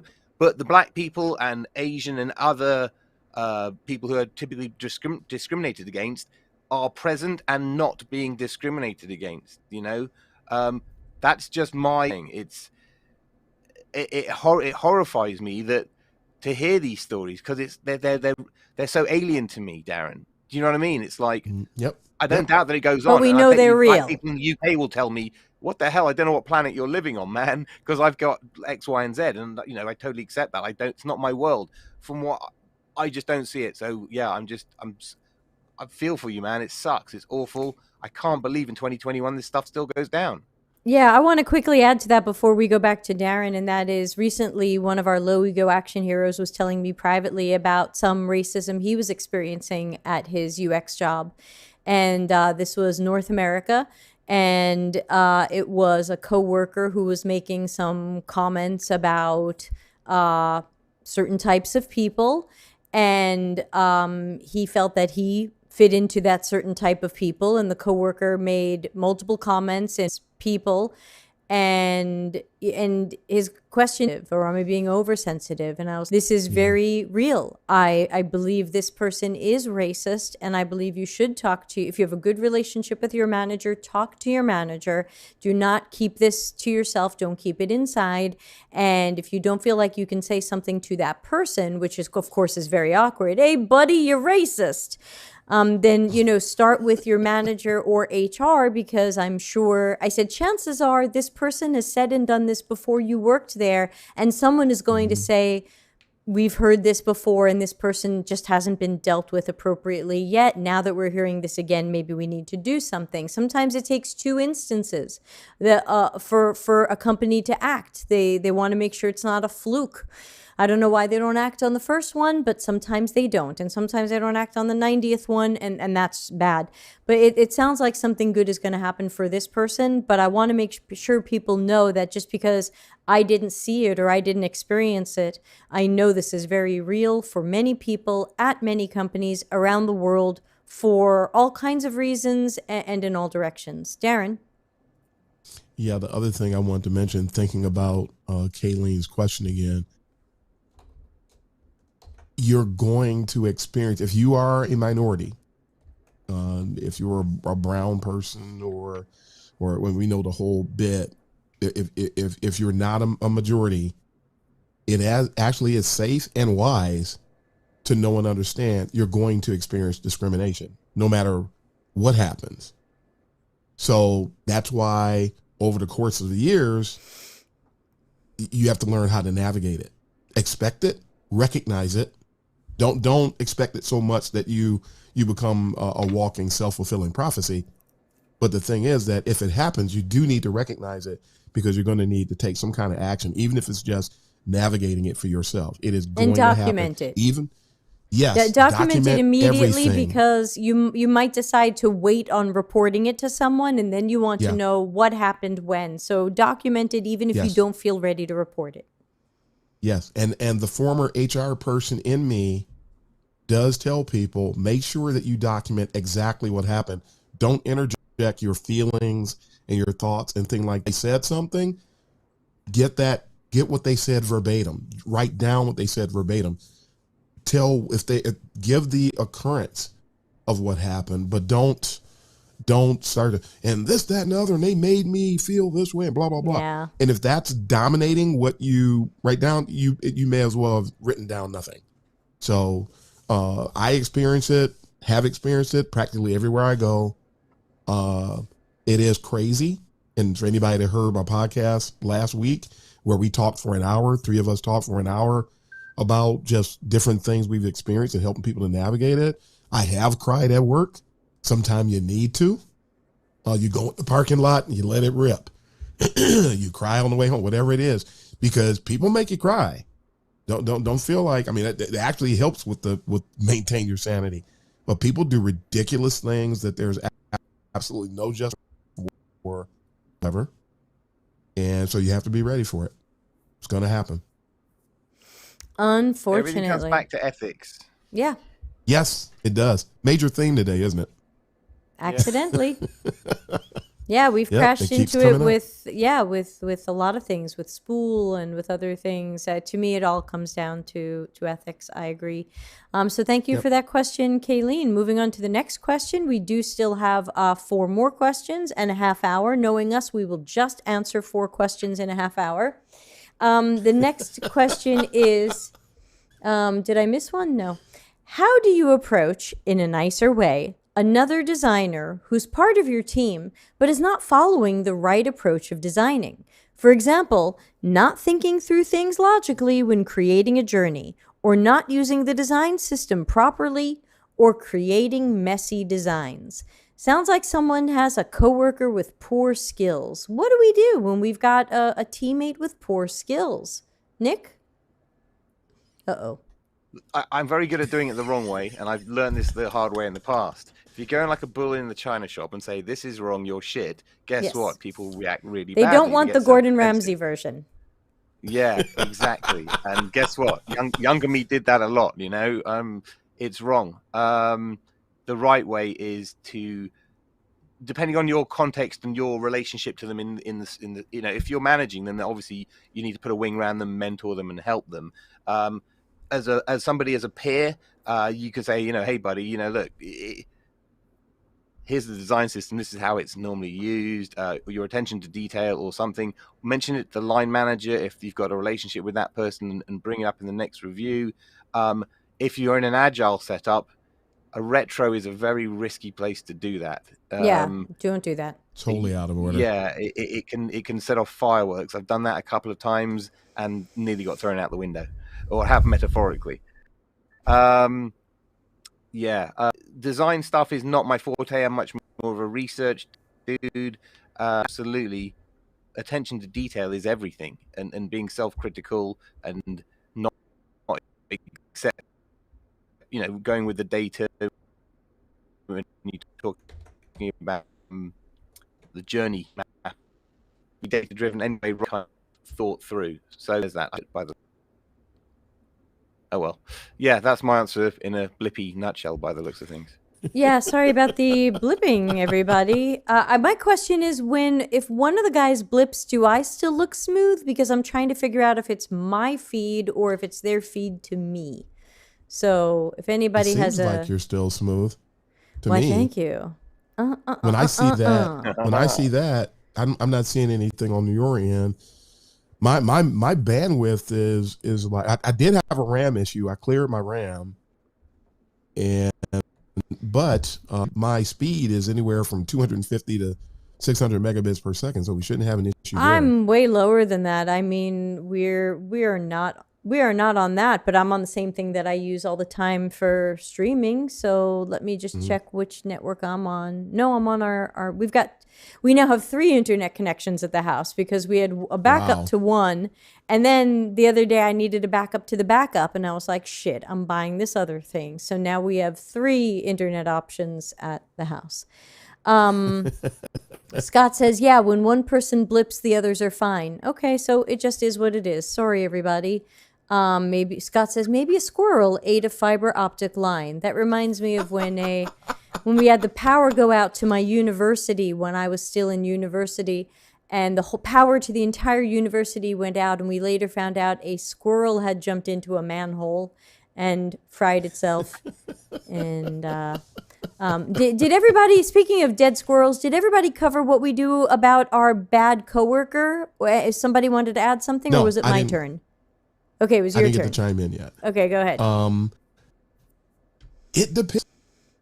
It depends. Are you the person that's in authority? Are you talking about somebody who reports to you? Are you talking? It sounds like it's the person is talking about a peer. Do you have enough of a relationship to ask some questions so that you're not doing the bull in the china shop routine, which is just going to force a person to become defensive and things of that nature? You would hope that you could have a conversation. You might end up having to ask somebody who is in charge, I think we need to have a discussion. This is what's happening. I'm observing this. Should I talk to the person? I mean, it depends on what the relationship is, where you are from a standpoint of whether or not it's a peer or a report, and things like that will help determine what will go on. Because a lot of times people assume that something is wrong, or they assume that someone knows something that they don't know. So there are a lot of it depends that you have to ask a series of additional questions, approach it from a UX perspective, UX the situation, and I'm sure you'll come up with a good answer as to what to do. If you really want things to work out well, that's a way to go about getting things done. And hopefully if that happens, the person witnessed that firsthand and it's not based on something somebody else said. Because then we're back to ethics again, because I have seen the whole character assassination. Some of you who are connected to me on LinkedIn hear me talking about that. I've seen the whole character assassination thing where people say something's going on, but that's really not what's happening. So do some investigating, let whoever's in charge deal with it, and go from there. Yeah, and my concern here is that they just have hired a poor worker, and one thing that I've never seen a UX worker held accountable for their work and then possibly fired. And no offense to people out there, but I think if we do bad work, we should be fireable, and it would certainly get rid of all of the fake it till you make it, and it would get rid of all of the product managers guessing at our work, and it would get rid of a lot of people. Now, of course, if you're being brought in as a junior, then you're still figuring it out, and I expect you to be coached and mentored and properly supported. But if you're being brought in as an experienced person, mid-level or higher, or especially senior or higher, and the job environment is not one of coaching and mentoring, and we expect you to hit the ground running and do a thing, then it wouldn't make sense to have not thinking through things logically and not using a design system properly and creating messy designs.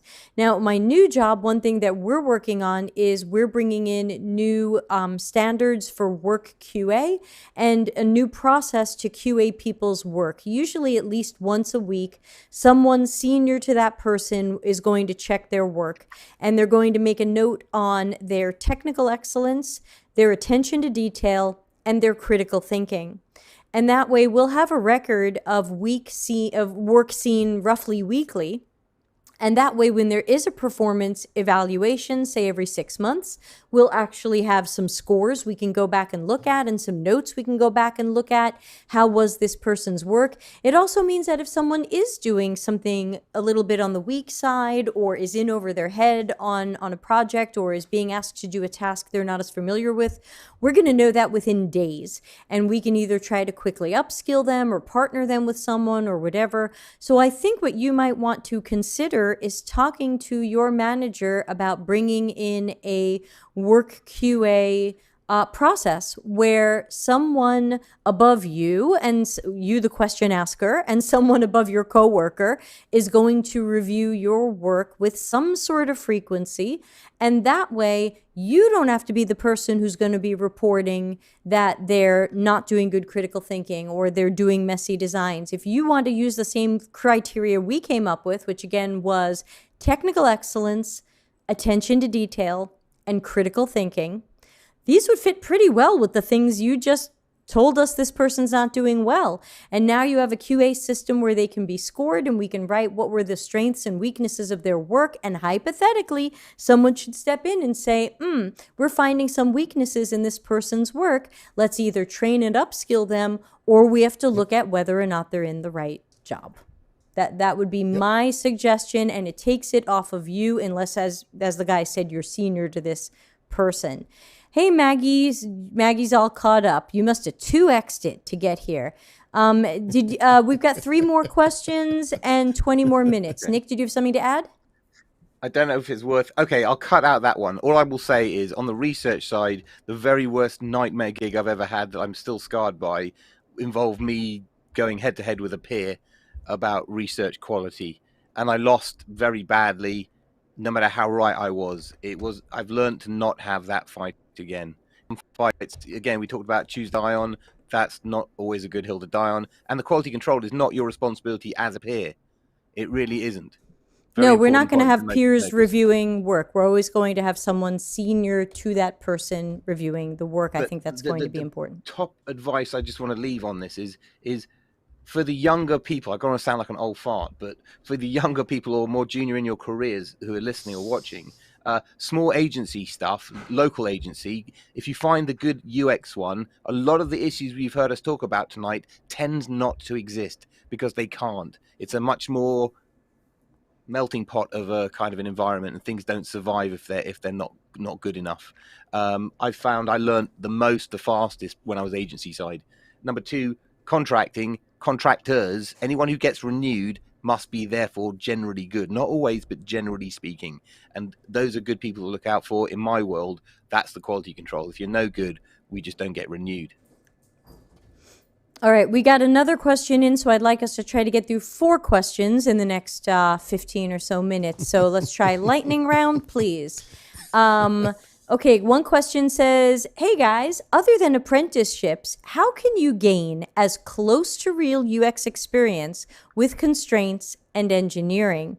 So it sounds like this person might be, since they're talking about apprenticeships and they're talking about as close to real, I get the feeling they haven't had their first UX job yet, but the question wasn't specific about that. So let's ask it that way. If you haven't had your first UX job yet, other than an apprenticeship, how can you get to close to real experiences like trying to work with constraints or trying to work with developers? Wow. The only thing I can think of, and it's not really close, it's apprenticeship is really that's a phenomenal opportunity to have. Yeah, it's because the closest that I can think of is to go to a workshop and to do something, but you're not getting anywhere near you're not going to get that as coaching. an apprentice. So there's no way you just can't get close without that. It's just not doable from that perspective. A workshop will expose you to certain things. It'll let you taste the cake, but you can't take the cake home, so to speak, if you get my drift. So just people are always trying to come up with substitutions. Some things you just can't substitute for.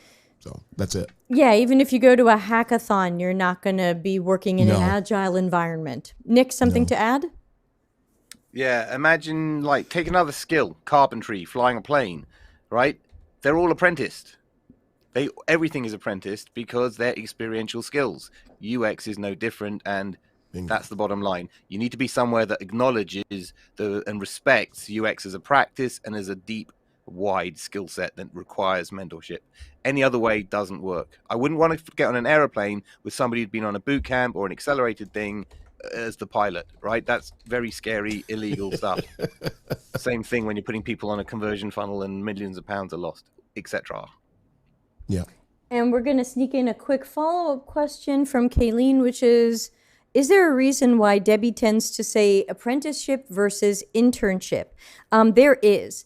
In many cases, not all, but in many cases, an internship usually requires that you be in university or graduated from university. Sometimes states and provinces and regions have reimbursements for companies who give this short-term employment in the form of an internship to college or university students and recent graduates. So very often, if you look at internship qualifications, you need to have done college or university, or you're in it now, or you recently finished it. The apprenticeship is education agnostic. The apprenticeship assumes you've picked up some knowledge somewhere, but it does not require that you be in college or in university or have finished college or university in this topic.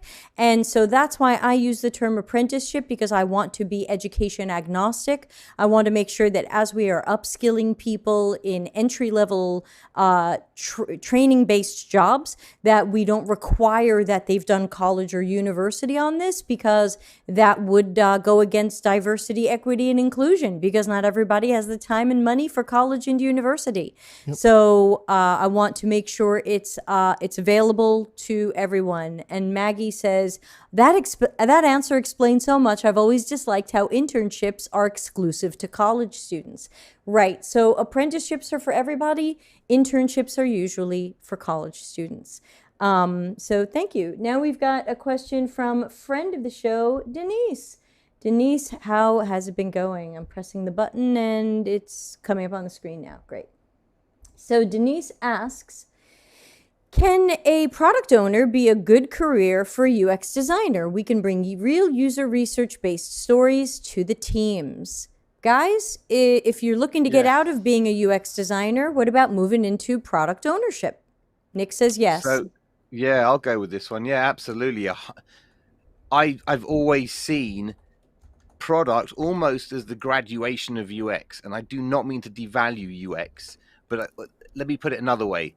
In order to be a product person, you probably need some kind of pre-qualifying experience, right? The best pre-qualifying experience you can get is probably as a UXer, in the very least as a user researcher, not necessarily as a designer, or as a designer who's part of a truly user-centric team and is working with a user researcher or user research insight. Because you know the voice of the customer, you know the thinking, that design thinking thing, you know the UX thinking. I know, I'm sorry I said it. It hurts. But you know what I'm saying? That I think makes would make for a wonderful, brilliant product manager. And then once you put on the roadmap management, the feature prioritization, all the other bits and pieces that are integral to a good product manager, I think you'd get 1 + 1 = 5. Basically awesome. And I'd say my lightning round answer is that it depends. If that's what you want to do, and if you're interested in that, then go for it. And I think that is going, as Dr. Nick was saying, that having that experience as a UX professional will help you if you want to make that transition. If you have the right opportunity, the right support system, and you found the right company that works with, then by all means do it.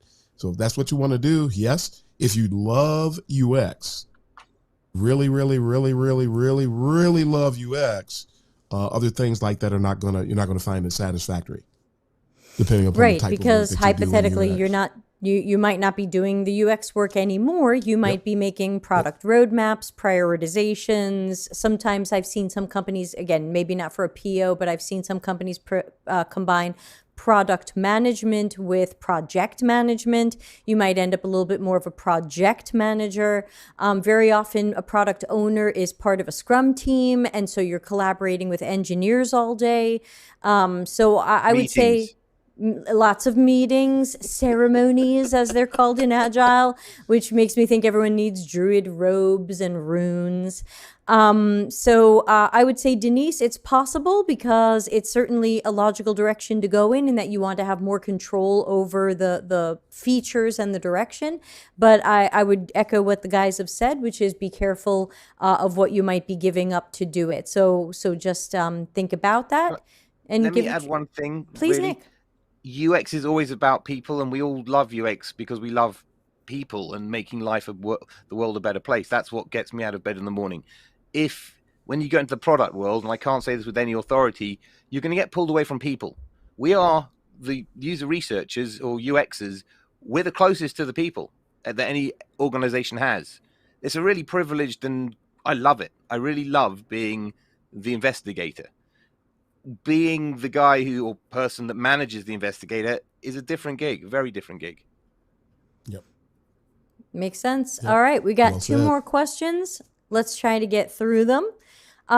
These came through anonymously, so thank you again to all the super anonymous questions today. Don't forget that Darren and Dr. Nick will be back in a month. We do the three of us every second Tuesday, so we'll see you in October after this, but we've got another 10 or so minutes. The question is, I should also put this up, so don't forget you can freaking subscribe, everybody. Subscribe to the YouTube channel, and if you enjoy the YouTube channel, find 3 people to tell about the YouTube channel. That is my request for you today. Find 3 people who you can tell about this channel. It's completely ad-free. It is super not sponsored. And we're just happy to be here to entertain you and answer your questions. So second to last question, is card sorting and tree testing truly needed to establish information architecture for straightforward projects like a fitness app? Or can you use your best judgment or emulate similar apps? Oh, God, the two of you. You're trolling us now, whoever asked that. That's a troll question. It is. I'll jump in. Sounds like Darren is going for it. All right. Yeah, I'll jump in first. I'm going to highlight the question need. Thinking that you can't always do research. Well, can you lean on heuristics? If you have a personal heuristic repository, yes, you can. When you're talking about tree testing and card sorting, you're talking about information architecture related research. If you are skilled at information architecture, you can take a shot at it. You would like to validate it through tree testing and card sorting if you can. So do you need it 100%? No. It would be great if we could. But if you are actually skilled at information architecture and everything is clearly identified and you have enough subject matter experts to draw input from, I've knocked out sound information architecture for which no research was ever done. And some of that information architecture was designed over 10 years ago and is still in use today. But again, you can't go wrong tree testing it just to make sure you're not just an ego head. Sure. Yeah. Yes. Make sure. But you should have enough knowledge to get some part of the way down the street and then validate it, which is a better representation for the internal practice when you can do that, because you have the data. Okay, we proved yada, yada, yada, yada, yada. That's the textbook way to do it. That's the best way to do it. I still have to jump on that word need, because there are instances where you're not going to need to do it, but it would be great. It is the best practice. Yes. Nick. The reason why I said that's a troll question is because of the word straightforward in your question. Nothing is ever straightforward, and if it appears straightforward, you double down on being careful, and you damn well card sort. You can never be sure, because what I think an apple sits under, whether it's fruit or green things or whatever, is different to you, and there's no way on earth you can do that with any certainty. No way. I'm always blown away. IA work is fucking hard. Things like Tree Jack and the Optimal Workshop stuff absolutely is the easiest and least painful way of doing it. But it's still phenomenally hard. It's just a tool. I've run a really big IA for a major luxury car manufacturer, and months and months and months. It was I haven't done an IA since I was that burned. It's really, when you don't get agreement from the tool, when your dendrite diagram stuff is coming out at 60%, you're fucked. And you can keep juggling that shit all day and all night. You're still staring into the matrix, and you still can't reach agreement. And that's what IA is largely about, is getting agreement. And that's agreement in users, by the way. It's hard. Trust me, it's hard. A lot of people talk about IA. Not many people have done it. I've done a lot of IA. It's really, really hard. Don't make any assumptions. Assume everything is, no one knows anything, and test. Yeah, and let me add a couple of things to that. Number one, I agree 3,000% with what they both said. So yes to both of those. Straightforward is never straightforward unless your website has one page. Then it is not straightforward. So, and then thank you, 6, 7, 8. I'm here all week. Yes, I will be here all week. See, what's my tomorrow? Is there a tomorrow show, or is it? Yes, tomorrow I'm doing a micro lesson on interpreting card sorts and tree tests. Fucking be here. So, yeah. I'm doing interpreting unmoderated research. So there you go. But I also wanted to bring up another point, which is, don't forget that whenever we bypass research or testing, we accidentally teach our teammates, our coworkers, the other domains at our company, that just bring in UX people and have them guess at stuff. And if they're really good, or they have a little experience, or they're smart, or they're clever, just give them a day to work on this and they can guess it. I had someone fighting me the other day about, isn't UX just common sense? I said, well, if UX is common sense, we sure have wasted a lot of money and time on books, universities, and boot camps. You don't need any of those when something's common sense. Put food in mouth. Someone had to teach you that. So ultimately, I want to remind people that when we skip on or skimp on these things because we're overconfident or for other reasons, we accidentally teach people we don't really need to do the whole UX process. We can just have people guess shit. And that's okay. And you probably don't want to teach people that, because it does fall into the potential slippery slope of, well, then why do we have this UX person? I mean, our product people are smart. Our business analysts are smart. Why don't they just guess this shit? Hey, we'll just bring in marketing. So be careful. Or Jared. Or Jared. Surely Jared Spool can do this. It's straightforward. Yeah, exactly. 6, 7, 8. All right. We have our last question, and then I'll let you two plug whatever you want to plug, and we'll get out of here with our gratitude forever. This question came in, I think, through, I just saw it on the board. Says, I've just started my first role as an associate UX designer at a product company. What tips would you give someone who is just starting out? Maybe something around measuring growth as a designer, what to expect from my manager, the company, and how to navigate. Who's got tips for a UX designer at their first job? Okay, I'll go. Go, Nick. Number one, just stay humble, stay an open book, stay in receive mode. Also, this is not the experience that characterizes the industry. It's just that's the experience at that time. So that's what you'll learn from these people on that product. It may or may not be valid or transferable, or it might be. It's just part of your journey. And developing some resilience to adversity is definitely a good thing. Yeah, just, go to conference if you can.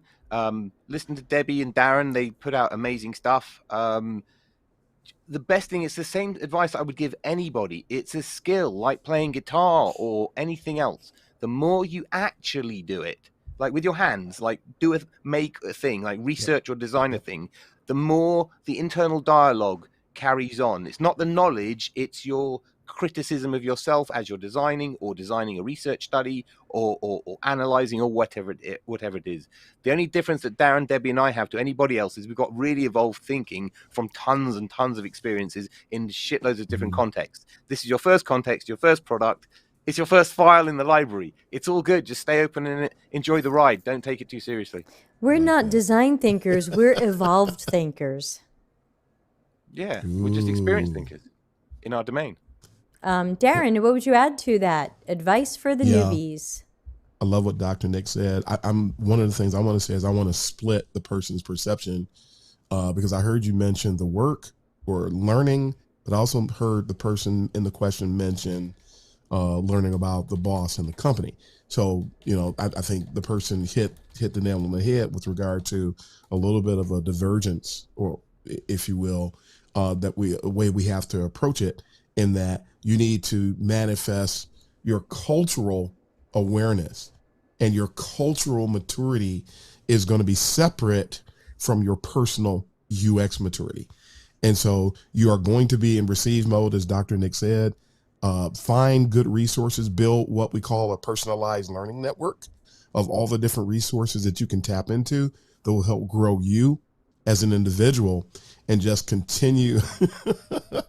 Avoid Medium unless you know where to look, because Medium is a cesspool. You will come away with cognitive COVID if you hang out on Medium too much, because it's terrible. You don't want to hang out on Reddit too much because you will get cognitive COVID. You don't want to be caught up in which design is better, A or B, on LinkedIn, because you will end up with cognitive COVID. You are right. You are what I call the baby bird. And there's something I call baby bird syndrome. Your eyes are wide shut and your mouth is wide open, and you're willing to take in everything, and you have no filter. So in addition to developing your skill, you have to develop a filter. You have to know where you are, but you have to know where you're going. So you have to tap into the right resources to help grow you, and then learn your boss, learn your company. But no, if you don't stay at that company, one of the reasons I think you should separate the two is that you're going to have to do that one all over again, whereas the UX side is continuous. But every company you go to, you have to learn the boss, you have to learn the company, and it's god awful, Scott. I agree. And you have to learn the UX team. You have to learn their where are they mature, where are they fragile, where are they going to be challenging. You have to learn that every time you come in contact with a new team. You have to rebuild that. You have to tear the other one down and erect a new one. So keep the two of those separate, and you'll find you have to, then you end up developing your emotional intelligence, which contributes to the team side of things and the company team of things, and that helps you to grow and keep those stable. And I just wanted to add that if you have the title associate, everybody knows you are super new and entry level. And so ask questions and ask people for help. If they have a climate where they don't want you to do that, then this is a terrible place. You are new, and you should be asking questions and asking for help, and people should be giving you help. Nobody should make you feel like they don't have enough time for you. There should be an environment here of coaching and mentoring. As for measuring your growth as a designer, if this is your first job, I would say don't worry about that yet. You're going to know that you're growing when you say, hey, that thing I thought we should do was the right thing to do. You're going to start noticing that you're going to go, oh, you know what? I should probably have researched this way, or I should do this. You'll start to notice that you're starting to think about things a little bit more strategically, or you're starting to realize what methods or methodologies go with different desired outcomes or tasks. That, to me, that's one way to measure growth, but don't get too hung up on that, because UX isn't a measuring stick. It's not like Darren is better than we are by this number of centimeters because he did X and I didn't do X. It's not like that. It's a real spectrum and rainbow, and there are going to be a lot of different things that color who you are. Any career you had before this, anything you studied before this, everything's going to create different colors. As for what to expect with your manager should have told you that. So I can't tell you what to expect there, but you definitely want to communicate with that person and find out how they are judging you. Ask them how they measure your growth. A lot of the questions you've asked us are good for your manager. Nick, something to add? Yeah, just very quickly. The one thing that gives me my confidence, the source of my confidence, is the performance of my work. And once you can, that's your yardstick, or that could be one of your personal KPI or metrics to see how you're progressing as a UX professional. It's, how well did that research study go? Or, how did what insights came out, and how well were they socialized? These are really important skills to have. If you're a designer, it's how well did your design perform? You can deal with all the other shenanigans and all the bullshit, frankly, that comes in with the digital industry if you're doing good work, because that you can always go back to, this place is nuts, but at least my work's performing. And that's what keeps me sane in this mad world we're in. And to add to that, I would say another way to check if your work is performing, because that might be like, well, how can I tell? Did your task set the next task up for success? So did you do something in research that set up content or information architecture or interaction design for success? Did something in your interaction design set up visual design or engineering for a success? Thank you, Andre. Thanks for subscribing. Did something did your work set up the next step of the assembly line for success? If it didn't, then you need to take another look at that. And if it did, then you're doing better. Darren, something to add before we give our wrap-up statements, our closing arguments? I'm good. All right, well then I'll start with Darren. And Darren, tell everybody where we can find you and how we stalk you. Okay, you can find me on LinkedIn. You can find me on my YouTube channel, UX Uncensored. Going to have some new stuff rolling out very, very near future. You can find me on Instagram. I'm trying to invade that space with all the mentors who've had 5 minutes of UX experience trying to blow up their world and put real stuff out there. You can find me here in this book. You see my big Bam Bam Rebel head there in the little green box. So this book is out. Been out now for almost 3 months, I think. So I'm relatively available everywhere. And also, I delivered my first TED Talk this past weekend, and I will be providing that link. For some reason, the link is still showing that the video is private, so I'm waiting for them to release it, and so I'll share that again. And through I'm on Twitter as well. So wherever you connect with me, you'll get that link, and hopefully it'll be working in the next day or two. Hopefully, so I'm everywhere. Find me. He's everywhere. Dr. Nick, how do we find and stalk you? You can find me on LinkedIn. That's where I tend to be the noisiest. But after this evening's session, I'm going to go find the UX subreddit and kick some dust up there. It seems like a good little battleground. And if it's untouched, then I'm going to go wading in. Darren, I might join you on Instagram just to give you some support and see where we're going with that. Yes. I haven't even considered that as a thing. But come get me on LinkedIn. That's it. That's where you can find me. Yeah, I am on Instagram, but I think I post once a month. It's Delta CX, and I actually posted today because my boyfriend had this running thing with a Polish friend of his that he had a favorite word in Polish, and so his friend sent him a tote bag with this Polish word on it, and so we took a picture of him and we put it up where he's holding this tote bag with the Polish word. And the reason why it was so funny was we looked up what the Polish word meant. He didn't know. He just liked the way it sounded in Polish. And it means usability. No way.